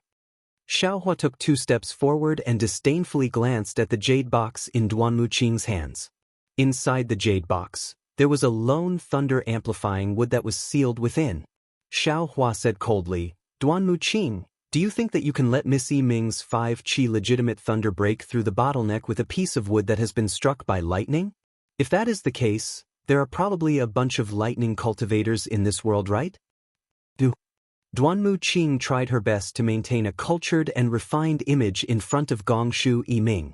Even when Xiaohua exposed her earlier, she did not get angry. She understood that Xiaohua was just a Dao cultivator. Even if she was from a side branch of the Duanmu clan, she was still a disciple of the clan. Her words were far more important than Xiaohua's words. There was no need for her to confront Xiaohua here. She could just wait for an opportunity to make up for it. But now, Xiaohua had once again belittled the thunder amplification wood that he had painstakingly found as worthless. He looked at Xiaohua and said coldly, This one does not have the qualifications to know if this thunder amplification wood is useful for Miss Yi Ming's cultivation. However, this thunder amplification wood was something that Miss Yi Ming occasionally mentioned on that day, so this one remembered it in my heart. This one also admits that this one really does not know how useful this item is for Miss Yi Ming to break through her bottleneck. However, I know that as long as I work hard, Miss Yi Ming will definitely benefit from this thunder amplifying wood. What about you? Could it be that a Dao cultivator who is not even at the 5th grade of elemental energy knows that this thunder amplifying wood is useless to Miss Yi Ming? You, what qualifications do you have to say such useless words? Chapter 4477. At this moment, Xiaohua naturally wouldn't put Duan Muqing in his eyes and wouldn't be so bored as to argue with her. Xiaohua faintly smiled. He raised his hand and took out a silk handkerchief from his bosom. He said, "For me to be able to say such words, I naturally have my reasons. I won't be like some people, whose mouth is full of nonsense and only one word is true." Saying this, Xiaohua placed the silk handkerchief in front of Gongshu Yiming, saying, "Miss Yiming, do you think this is useful for your cultivation of the 5 Qi Thunder?" This is? Seeing Xiaohua take out a silk handkerchief instead of thunder-developing bead or thunder-developing wood, let alone Gongshu Exin, even Gongshu Yiming blushed. She looked at Xiaohua with some confusion. After all, silk handkerchiefs were mostly for private use by female cultivators. Men and women giving silk handkerchiefs had other meanings. Damn it. Others might be puzzled, but Duan Muqing was so angry that her lungs were about to explode.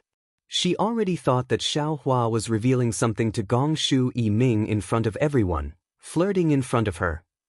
"Xiaohua, what do you mean by this?" Gongshu Exin was straightforward, shouting, "I told you to take out the thunder-amplifying bead, what do you mean by this? Why don't Miss Exin take a look first?" Xiaohua turned and smiled at Gongshu Exin, saying, "You have a certain level of attainment in formations, you should be able to see it." Oh. Gongshu Exin looked at Gongshu Jingyi. That Gongshu Jingyi just looked at her with a smile and didn't say anything. He was also young, how could he not know the jealousy between young people? Seeing Gongshu Jingyi not saying anything, Gongshu Exin said, raising her hand to take the silk handkerchief. When she took the silk handkerchief, she used her silver moon pupil. Just one look and her expression changed. She looked at Xiaohua in disbelief. The clear eye technique in her eyes didn't disappear. She exclaimed, "Xiaohua, it's true. Don't worry." Xiaohua smiled, "Don't you know my reputation?" Che. Gongshu Exin retracted her silver moon pupil, curling her lips, saying, "What reputation do you have? That day in the cave, you cheated so many people." Then, Gongshu Exin didn't give the silk handkerchief to Gongshu Yiming. Instead, she held it in her hand, smiling at Yiming. "Sister Yiming, can I make a deal with you? Can you lend this item to sister to study?" "What is this?" Gongshu Yiming looked confusedly at the silk handkerchief in Gongshu Exin's hand and asked. Gongshu Exin opened her mouth and seemed to have some misgivings. She didn't give the handkerchief to Gongshu Yiming and transmitted to Gongshu Yiming. "This is the Immortal Palace's 5 brocade cloud painting." Ah? Gongshu Yiming was ecstatic. She almost cried out, "How is this possible?" The 5 Qi Thunder was the purest form of cultivation in the Immortal Palace. The Gongshu clan also had it, but the flaws were obvious. They couldn't fix the flaws in their cultivation method during the tribulation. Therefore, Gongshu Yiming had always wanted to get the cultivation method of the 5 Qi Thunder from the Immortal Palace. This 5 brocade cloud painting was not a complete lightning cultivation method, but it contained the 5 Qi Thunder. If Gongshu Yiming had this item to study, she could easily break through her current bottleneck. Gongshu Yiming screamed and quickly covered her mouth, smiling at Xiaohua. "Thank you, immortal friend Xiao."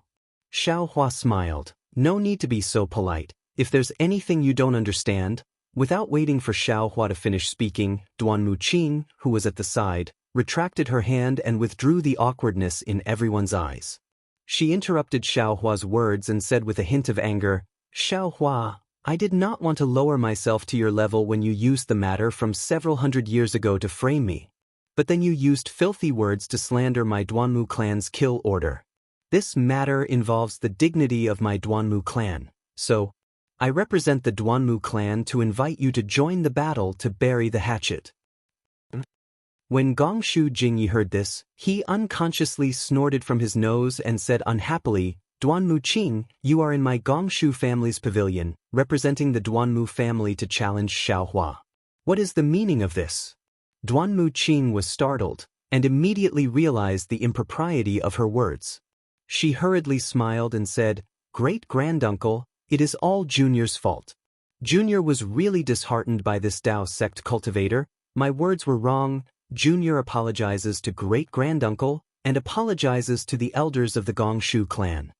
Finishing, Duanmu Qing did not give Gongshu Xin and the others a chance to speak.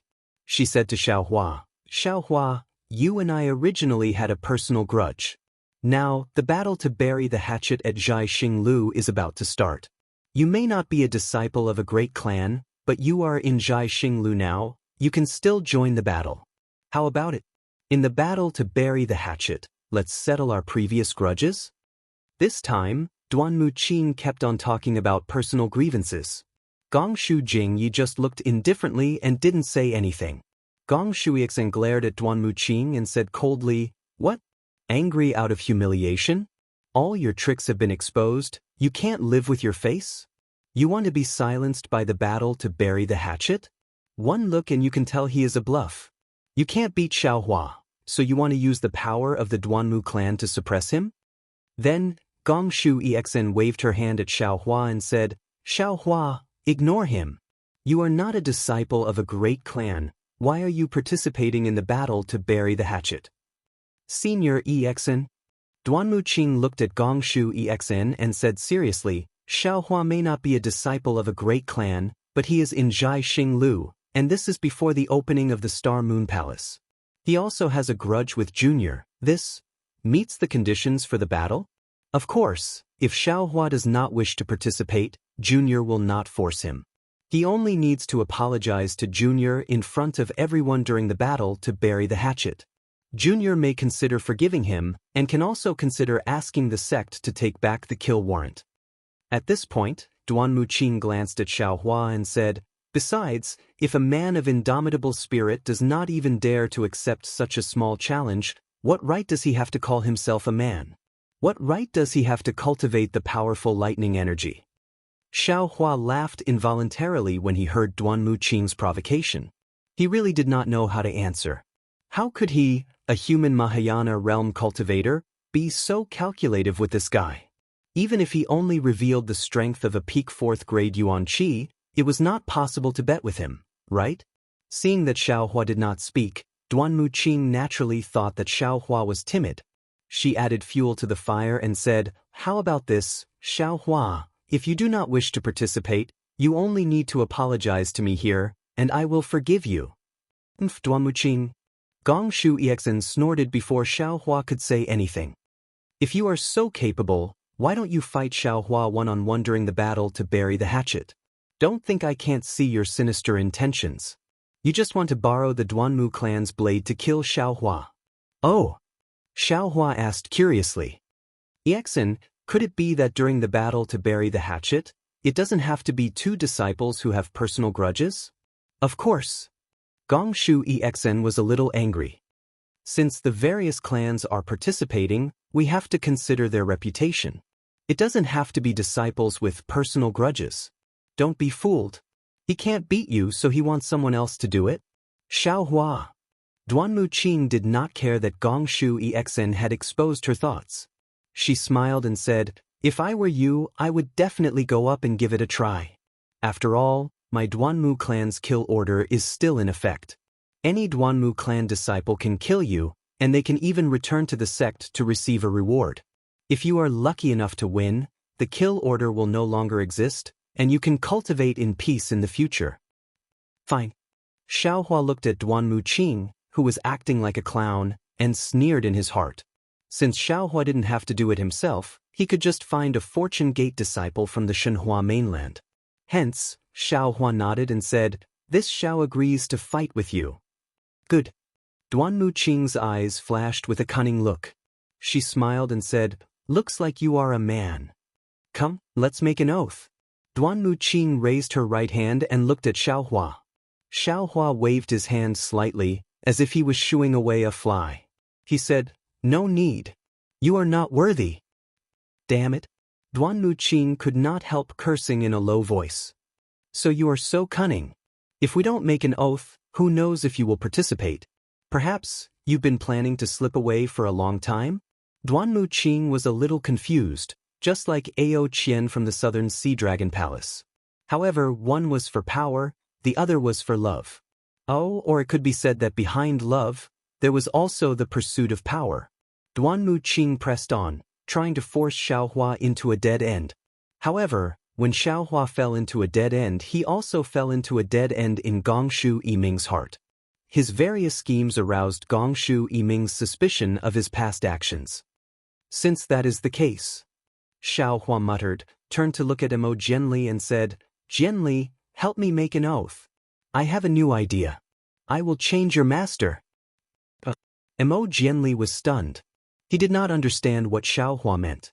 However, Emo Jianli was a straightforward man. Since he felt that Xiaohua's temper was good, he did not care about Xiaohua's cultivation level. He raised his hand and said, "Okay, young Master Duanmu, please, you do." Seeing that Xiaohua not only refused to strike his palm to make an oath, but also let a mere scholar disciple take action on his behalf, he was so angry that his face had already turned green. This was really a kind of naked humiliation. "You're really going too far. Good. Since you dare to make an oath with me, then remember the fight." Gritting her teeth, Duanmu Qing raised her hand and hit Emo Jianli's palm. She said, "In the fight, there is no need to talk about life and death." Emo Jianli was used to seeing the faces of aristocratic disciples. He said coldly, "Isn't it just a life? If you have the ability, then come and take it." Chapter 4478. Good. Gongshu Exn at the side clapped, looking at Emo Jianli and praising, "As expected, there are great scholars everywhere. I didn't think that not only is Taoist Xiao so heroic, even the cultivators he befriends are more forthright than some of the aristocratic family disciples." Duanmu Qing gritted his teeth and looked at Gongshu Exn, but did not dare to say a word. He turned to Gongshu Yiming and said softly, "Miss Yiming, after the battle to bury the hatchet, I will give you an explanation. This matter is definitely not what Xiaohua said. A female cultivator's view of a person changed in an instant."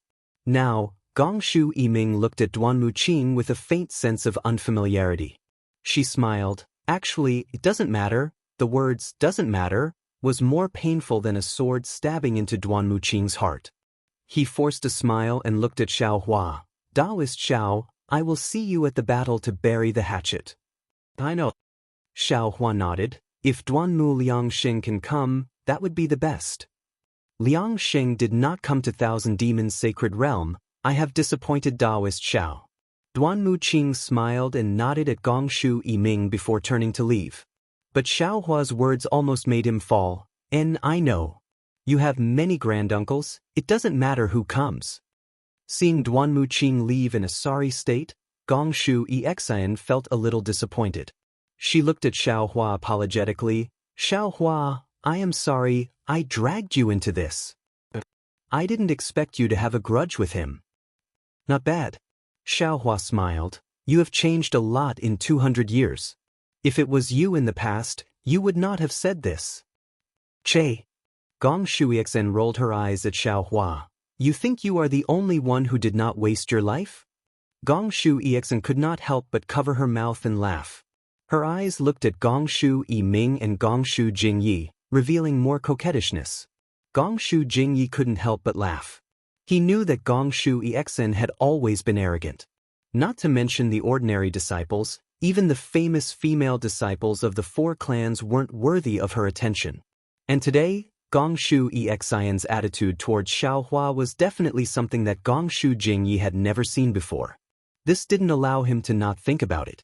Gongshu Jingyi looked at Gongshu Yiming's excited expression and Gongshu Exion's shy expression.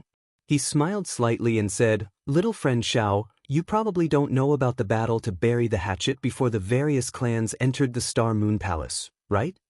Xiao Hua narrowed his eyes and looked at Gong Shu Jingye thoughtfully. He then nodded and said, Immortal friend is right.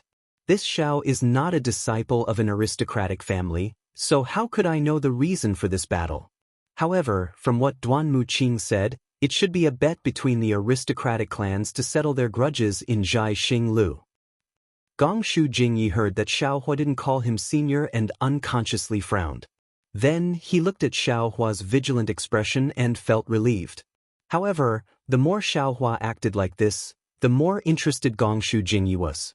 Not to mention Gong Shu Exion's admiration for Xiao Hua, just the previous dispute between Duan Muqing and Xiao Hua because of Gong Shu Yiming, and Gong Shu Yiming actually watched from the side and didn't say anything to stop it. Gong Shu Jingyi knew that Gong Shu Yiming might have some inconvenient reason for transmitting voice to him. Since Gong Shu Yiming was happy to see the weak Xiao Hua and the powerful Duanmu clan fight, then Gong Shu Yiming's meaning was obvious. Gong Shu Jingyi wouldn't let go of this opportunity to recruit Xiao Hua into the Gong Shu clan. After all, a formation master stronger than Gong Shu Exin, even if his cultivation wasn't high, to the Gong Shu clan, he was very precious. Therefore, although Gong Shu Jingyi was unhappy, he was still very approachable and said, Little friend is right. However, this bet is a little different from the usual. The reason for this bet is actually very simple. Because the Star Moon Palace is an ancient relic, all the clans of the hidden immortal continent want to get a share of the profits. And the grudges between the clan's disciples naturally can't be severed, so in order to prevent the grudges of the hidden immortal continent from being brought to the Star Moon Palace, all the clans discussed to have a bet before entering the Star Moon Palace. Although this bet can't wipe out all the grudges, it can at least make people feel that there is some balance. Maybe they can get along peacefully in the Star Moon Palace and not cause trouble for everyone. Xiao Hua smiled and said, Fellow Immortal already said that grudges can't be severed.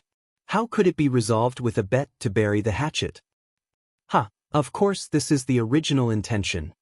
Gong Shu Jingyi smiled and said, after a few times, all the clans also felt that this was inappropriate, but the night is long and there is no mood to sleep. Instead of waiting for the Star Moon Palace to open in Star Picking Tower, why not find some fun to bet? So it's like this. Xiao Hua nodded. In that case, it makes sense. But when Gong Shu Jingyi heard this, he immediately stopped smiling and said word by word, This bet to wipe out all the grudges is real. Every disciple of the clans will not be merciful. Even the elders of the clans will form a group of judges to judge every bet. So, little friend Xiao, you can't let your guard down? Granduncle? Gong Shu Exin hurriedly asked. Xiao Hua dealing with that Duanmu Qing is of course no problem, but the Duanmu clan has a lot of experts. Any disciple of the 6th level of essence power will not be easy for Xiao Hua to resist. Gong Shu Jingyi glanced at Xiao Hua and said, According to what I know, the leader of the Duanmu clan is Duanmu Lianheng. He is famous for his bad temper. That year in Longevity Town, all the clans were watching and no one made a move. When Duanmu Lianheng arrived, he punched Buddha Sex Ci Mei until her expression changed and ordered the Longevity Town's Buddha to retreat. When Duanmu Lianheng retreated, he was blocked by Manjushri Bodhisattva who had just attained nirvana. However, seeing Duanmu Lianheng in this state, Dongfang Jiang Liang of the Dongfang family blocked Manjushri Bodhisattva with his sword. From this, it can be seen that if little friend Xiao wants to bet with the Duanmu clan, I'm afraid. Gong Shu Jingyi stopped. Gong Shu Yiming smiled and said, Granduncle, with you here, with my Gong Shu clan here, how can Taoist Xiao be at a disadvantage? Gong Shu Jingyi smiled and said, I'm naturally not afraid of Duanmu Lianheng, but I don't have a good reason. Granduncle, you're wrong again. Gong Shu Yiming hurriedly said, Taoist Xiao is proficient in formations and thunder techniques. This junior and Exian can't compare to him. If this kind of person is used by my Gong Shu clan, wouldn't Granduncle have a good reason? This depends on little friend Zhao's opinion. Gong Shu Jingyi looked at Xiao Hua meaningfully and said, Maybe he'll be a guest, or have some marriage. Little friend Zhao's strength may not be enough to be a guest, but in terms of marriage, it's possible. Hearing about marriage, Gongshu Yiming slightly raised his elbow and touched Gongshu Yexen. Gongshu Yexen was stunned and suddenly blushed. She hurriedly waved her hand and said, "Granduncle, I'm afraid this won't work. I'm not familiar with Xiaohua." "Yexen, Granduncle didn't seem to be talking about you." Gongshu Yiming smiled and said, "Why are you so anxious?" Gongshu Yexen, who was always proud and arrogant, stuttered, not knowing how to answer. She really respected Xiaohua, but to talk about love, it seemed too early to talk about it. "Actually, you don't have to take it seriously. You and Taoist Xiao first put on a show, give Granduncle an excuse, and deceive the Duanmu clan." Gongshu Yiming suggested, "After this, who will know about this?" But what if the fake becomes real?" Gongshu Yexen was a bit sad, looking pitifully at Xiaohua and said, "Xiaohua, if I agree, you won't pester me like that Duanmu Qing, right?" Looking at Gongshu Yexen, who had a high cultivation in formations, but was ignorant of the ways of the world, and even spoke like a sinner, Xiaohua smiled and said, "Many thanks. I won't make things difficult for you." "Not at all, not at all." Gongshu Yiming smiled and said, "Little sister Yexen often talks about Taoist Xiao in front of me. She really respects you, but she doesn't understand what this means? How come I don't know?" Gongshu Yexen looked at Gongshu Yiming with shame and anger. "I just feel that Xiaohua is powerful, I don't feel anything else." That day Gusuchiodi also said the same. There were many Gongshu clan disciples in the pavilion. At this time, a few girls wanted to come over. But when they heard Gongshu Yexen mention Gusuchiodi, they looked at each other and sat back, not knowing whether to laugh or cry. Gongshu Yiming and Gongshu Yexen were very close. She didn't care about Gongshu Yexen's shame and anger, and said, "No matter what you think, if Xiaohua has nothing to do with you, Granduncle can't fall out with the Duanmu clan. What do you say?" Then he has something to do with him." Gongshu Yexen looked at Xiaohua, her face red, and said in a low voice, "Good." Gongshu Jingyi smiled and said, "Since the Yexen also agreed, I'll take over Xiaohua's matter, cough cough." Xiaohua touched his nose, coughed bitterly and said with a smile, "I appreciate everyone's good intentions. A mere Duanmu Lianheng isn't worth me retreating." Gongshu Jingyi frowned and said, "Little friend Xiao, now is not the time to act on impulse. A real man should know when to yield and when not to." Gongshu Yexen also forced a smile and said, "Xiaohua, I know I don't understand things and always cause trouble. Today's matter originally had nothing to do with you, but I dragged you in, so you don't need to consider me. First pass this test."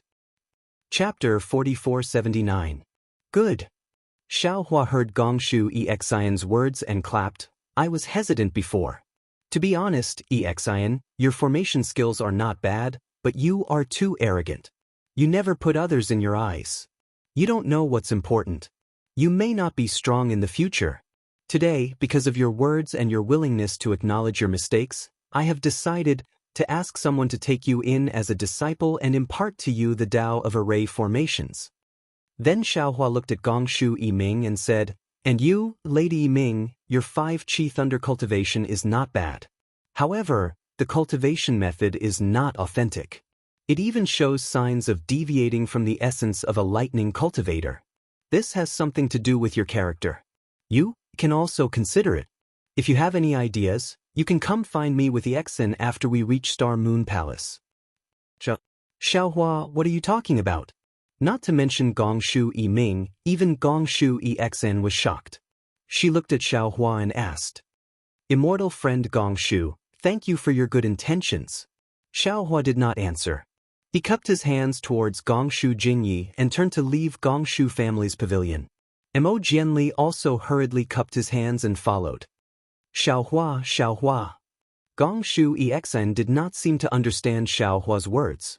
She wanted to chase, but she still said, "If you don't want to do this, I will talk to Granduncle. How about asking him to find star-picking Lu?" "Stop." Gongshu Jingyi glared at Gongshu Yexen and scolded. "Granduncle?" Gongshu Yexen felt wronged. "How can you let Duanmu family bully people like this?" Granduncle? A Gongshu family disciple who was originally sitting at the side stood up and looked at Gongshu Jingyi and said softly, "This Xiaohua seems not simple." Confucian families really attached great importance to etiquette. When Xiaohua and the others came over, because Gongshu Jingyi didn't speak, the disciples of the Gongshu family didn't say a word. At this time, when Xiaohua, an outsider, left, they all opened their mouths. A tall man nodded and said, "That's right.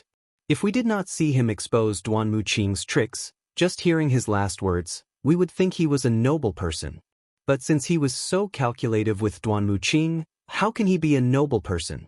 He must have something to rely on." The question is, what does he have to rely on? Someone spoke again. "Daxin, the silk handkerchief that Xiaohua gave you, what is it?"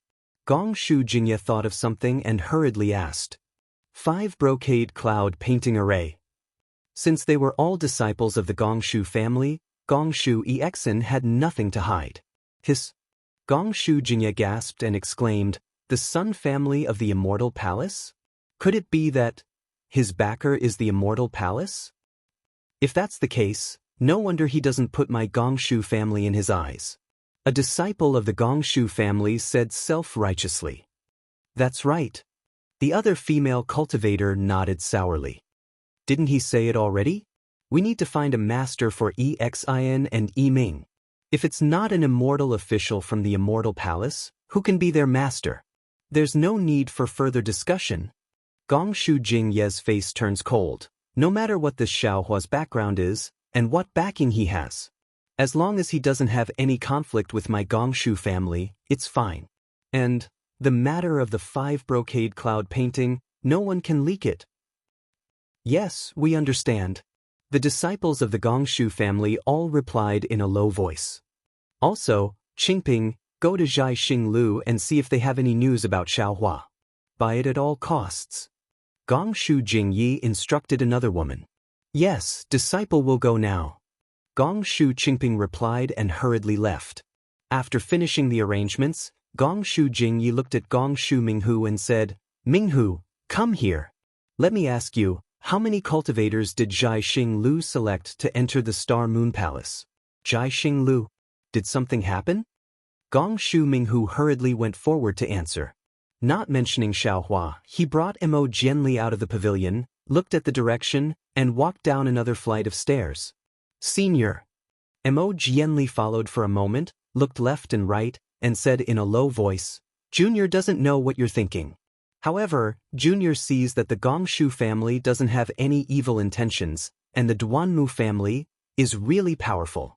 If Senior doesn't use the Gongshu family, I'm afraid it won't be easy to deal with that Duanmu Qing." "Oh, don't worry about that." Xiaohua smiled and said, "I don't put that Duanmu Lianheng in my eyes. How can I not see through Duanmu Qing's provocation? If it wasn't for the Duanmu family's kill order, I wouldn't even care about him." Mo Jianli obviously didn't believe Xiaohua's words, but he could only nod and say, "Senior, as long as you're confident." "Oh right." Looking at Mo Jianli, Xiaohua said again, "Previously I wanted to let my disciple take you in as a disciple, but then I thought of a good friend of mine who is also a Confucian cultivator. He's more powerful than my disciple, so why don't I let him teach you the real Confucian cultivation method? I didn't explain it to you at the Gongshu family." All right. Thank you, Senior, for your kind intentions." Mo Jianli hurriedly replied. Previously, Xiaohua had a premonition that he couldn't take in too many disciples, but when he saw Gongshu Exin and Gongshu Yiming's aptitudes, he was moved to take them in. As he pondered, he thought of Wen Chu, the Thunderbolt Immortal, and the other clones. Although he could only take in 7 disciples, he had several clones. If nothing unexpected happened, each of his clones should be able to take in 7 disciples. When Chu could teach Gongshu Yiming the 5 Qi Thunder, the Thunderbolt Immortal could teach Gongshu Exen the Tao of Array, then Wen Chu could also teach Mo Jianli the 5 Qi Origin. But seeing Mo Jianli's absent-minded appearance, Xiaohua naturally understood what he was thinking. He smiled and was about to say something, when a faint clear light swept over. Then, when this clear light touched Xiaohua and the others, it immediately dissipated. It was very strange. If Xiaohua wasn't a Mahayana realm cultivator, he wouldn't have noticed anything. Strange. Xiaohua was stunned. His eyes turned and he was puzzled. Who's following me? Could it be the Duanmu family? Could it be that they can't even wait for a challenge to bury the hatchet? Thinking about this, Xiaohua quietly released a strand of Buddhist consciousness. Buddhist consciousness was naturally more concealed than the light of clear sight, not to mention that Xiaohua's avatar had already attained the Buddhist consciousness of Namo Maitreya Buddha. However, just as Xiaohua released his Buddhist consciousness, he saw a faintly discernible shadow floating behind him, quietly approaching. Damn it. Xiaohua frowned. He was really angry. His body moved slightly, blocking in front of him gently. He raised his left hand, condensed spiritual power in his hand, and calmly made a move. But at this time, to Xiaohua's surprise, the shadow left Xiaohua and Emo Jianli and flew to the other side of the corridor. The corridor of Zhai Xinglu was very large, more than 100 feet long. Xiaohua and Emo Jianli were on the left side. And the shadow was flying to the right side, more than 100 feet away from Xiaohua. It didn't have the intention to attack at all. Xiaohua also unconsciously condensed spiritual power in his hand, quietly waiting for the result. He didn't believe that in the 3 continents, within 100 feet, there was anyone who had a greater advantage than him. Just as Xiaohua saw this and didn't release his spiritual power, what made Xiaohua even more surprised was that the shadow only hesitated for a moment, then immediately flew over. Of course, after flying over, it stopped, and the shadow became even dimmer, as if it was observing something. Senior. With Emo Jianli's abhijna, he naturally couldn't detect the appearance of this shadow. He was a little confused as to why Xiaohua suddenly blocked in front of him, and said curiously, "Senior, I suddenly thought of something." Xiaohua smiled slightly and said without turning his head, "Come with me."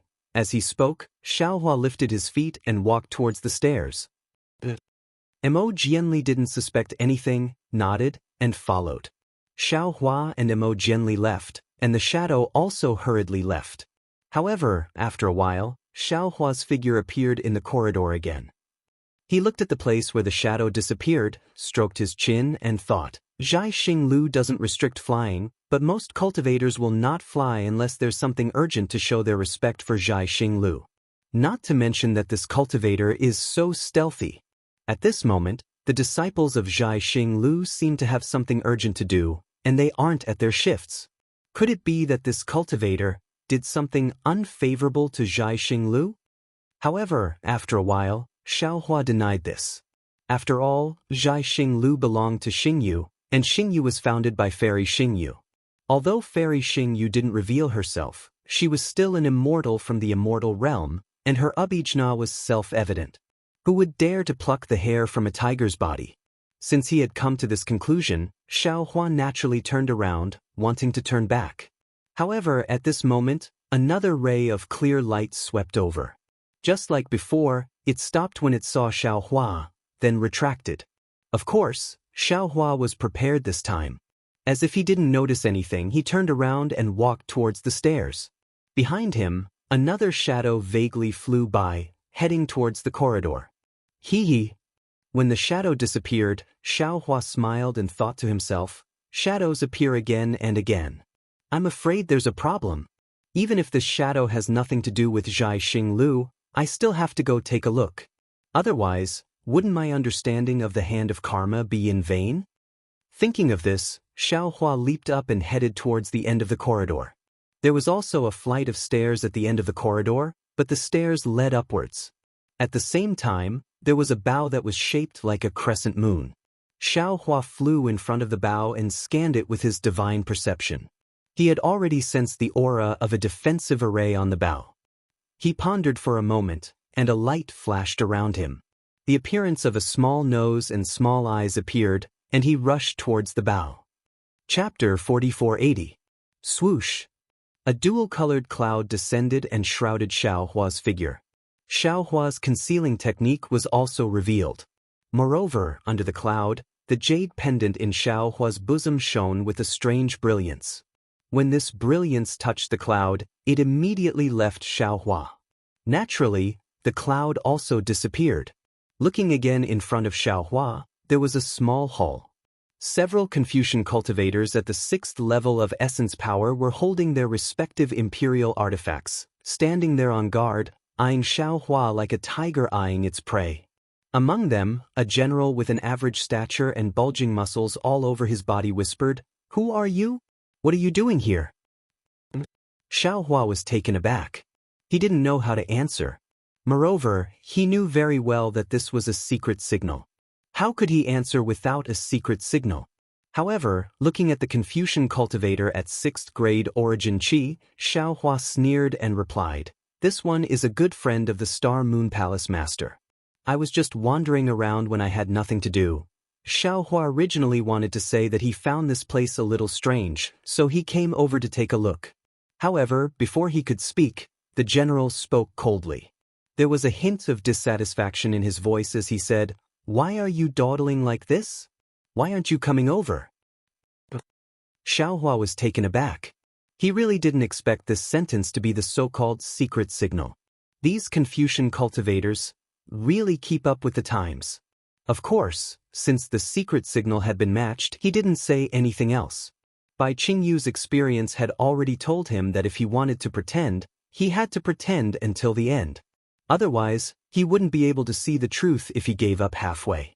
Although Bai Qingyu, heaven-concealing ridge, and ancient Bell Mountain already belonged to the Fortune Gate, he still didn't know who was the real mastermind behind the scenes. Even the 3 great sages of the Great Sage Hall didn't know. Therefore, Xiaohua didn't say anything and walked into the hall. This hall was similar to the one Xiaohua had seen before. There was nothing special about it. However, there were many more Gongshu family disciples inside the hall. Moreover, everyone was sitting with their heads down and didn't talk to others. When Xiaohua walked in, no one raised their heads to look at him. Therefore, Xiaohua looked around and found a place where there weren't many people and casually sat down. He also slightly lowered his head and only released his Buddhist sense to look at the situation around him. What surprised Xiaohua was that the cultivators in this hall were all Confucian cultivators, and they were all above the Great Grandmaster realm. Many of the cultivators were even wearing things that concealed their cultivation base. Xiaohua's cultivation base was extraordinary, otherwise, he wouldn't have been able to see through it. This is getting more and more interesting. Seeing the situation before his eyes, how could Xiaohua not know that he was already in a very delicate situation? Moreover, he had coincidentally uncovered a mysterious veil. He was looking forward to seeing what was behind the veil. Unfortunately, Xiaohua was still overthinking things. In less than half a cup of tea's time, the military generals who had been guarding the door earlier walked in, looked around and said, "Today's gathering was rushed, so not many people came. Let's not talk about anything else. I just want to tell everyone that the previous plan will be put on hold for now. If there is no new information, everyone should not take any action for now. Just enter the Star Moon Palace and do your own things." "I have a question." Without waiting for the military general to finish speaking, a cultivator called out coldly, "Fellow Immortal, please speak." The military general raised his hand and pointed. "I believe that all of you are like me, fellow Immortals, and have put in a lot of effort for today. We naturally entered the Star Moon Palace for one purpose, but towards the Star Picking Tower." "Shut up." Without waiting for the cultivator to finish speaking, the military general roared angrily. A tricolored ball of light condensed in his hand, and he shouted, "Don't tell me you don't know the taboo?" Yes, I know I was wrong." The cultivator hurriedly apologized and said, "I just wanted to say that we have been preparing for a long time, and now that we have a clue, why did we suddenly give up?" The military general was obviously stunned. He didn't expect someone to ask. He then turned to look at another cultivator. That cultivator pondered for a moment before saying, "Actually, this is also a secret that you don't need to know. However, considering that all of you have made a lot of preparations, we may have a chance in the future. Thus, Master told me to tell you that the current situation is a little different. This is because the Star Moon Palace Lord has appeared today and brought back 2 cultivators of unknown origins. Furthermore, one of them is a human Grand Ascension Stage cultivator. This is not something that we can deal with. Thus, our plan will be postponed. A human Grand Ascension Stage cultivator? How is that possible? The military general exclaimed, I've never heard of a human Grand Ascension Stage cultivator in the Tao sect. I don't care if you believe it or not, but I do. The cultivator said in an indifferent voice, This is what Master told us to do. You can all disperse. Disperse. The military general faltered upon hearing this. We're going to disperse just like that? That's right, what else can we do? Do you want a human Grand Ascension Stage cultivator to kill you with a single slap? The cultivator chuckled. Hurry up and leave. Even today's gathering was decided after much deliberation by Master. He wants to minimize your losses. The Star Moon Palace's Palace Lord is only a 7th grade Origin Chi cultivator. How can we not be a match for her? The military general exclaimed, That human Grand Ascension Stage cultivator. Perhaps he's just passing by. Shut up. The cultivator roared, Master will think about this matter. It's not up to you to speak. Hurry up and leave. If the Star Moon Palace finds out about this, we'll all be dead. If you knew something was wrong, you should have stayed outside Star Plucking Tower. One of the cultivators muttered. Cut the crap, hurry up and disperse. Another cultivator scolded in a low voice. Do you know what it means by, what's real is fake and what's fake is real? I know what it means by, the most dangerous place is the safest place. The cultivator muttered in a low voice before getting up and walking toward a curved outline of a small door not far away. Seeing that the cultivator had left, no one said anything else. They all got up and slowly made their way toward the small door. Although Xiaohua hadn't been here for a long time, from these few short sentences, Xiaohua learned a lot. As he watched everyone leave, he looked at the cultivators standing next to him and muttered in his heart. If he were to make a move now, he would definitely be able to capture these cultivators and perhaps find out the truth. However, when he thought of Fairy Xing Yu's stingy attitude, Xiaohua curled his lips slightly. Damn it, they seem to be after Star Moon or Star Plucking Tower. Moreover, it's easy to tell that the Tower Master of Star Plucking Tower is among them. Why am I getting involved? Fairy Xing Yu has already made it clear that she doesn't intend to leave Star Moon to me in the future. Why should I meddle in other people's business? I just need to do a good job for the Merchant Alliance. If an immortal from the immortal world can make Star Moon into something like this, why can't I, a human Grand Ascension Stage cultivator, do the same? While Xiaohua was thinking, many cultivators had already left. Xiaohua looked again and saw that several cultivators were already looking at him. He shrugged, blinked his eyes with Zhang Xiaohua's appearance, turned around, and followed the crowd through the small door. Outside the small door was another corridor. Xiaohua didn't see any other cultivators nearby. He was certain that this small door must be a defensive array of Star Plucking Tower. If it weren't for Star Plucking Tower spies, they wouldn't have been able to obtain such convenience. However, what did this have to do with Xiaohua? Xiaohua smiled as if he had just watched a farce. He recovered his appearance and casually walked in a certain direction. The floors of Star Plucking Tower were the same as those seen outside. After passing through this small door, Xiaohua couldn't tell which floor he was on. However, he knew that Su Ji and Fairy Xing Yu must be on the highest floor, so he walked up the stairs when he saw them. After walking through 2 pavilions, before Xiaohua could figure out which floor he was on, he heard a slightly oppressive voice above his head say, There's no need to talk about this anymore. I've already made up my mind. If Murong Hui has any objections, feel free to look for me after we reach Star Moon Palace. Sweat. When Xiaohua heard this familiar voice, he immediately stood on the stairs and refused to move. Damn it, is this really the rhythm of my ascension? It's just Star Moon Palace, but acquaintances are appearing one after another. If it's not to settle the karma, why would they all appear here? Xiaohua stood there and waited quietly. Sure enough, after a few breaths, a graceful figure appeared in front of him. Wasn't it Murong Zongyun? Murong Zongyun was as graceful as before, but there was a trace of coldness between her beautiful eyebrows. Behind her, there were a few men and women who were around the 5th level of origin energy. Although their cultivation was similar to Murong Zongyun's, They all lowered their heads and listened to Murong Tsongyun's reprimand. When Murong Tsongyun raised her head, she saw Xiaohua standing there with a faint smile on his face.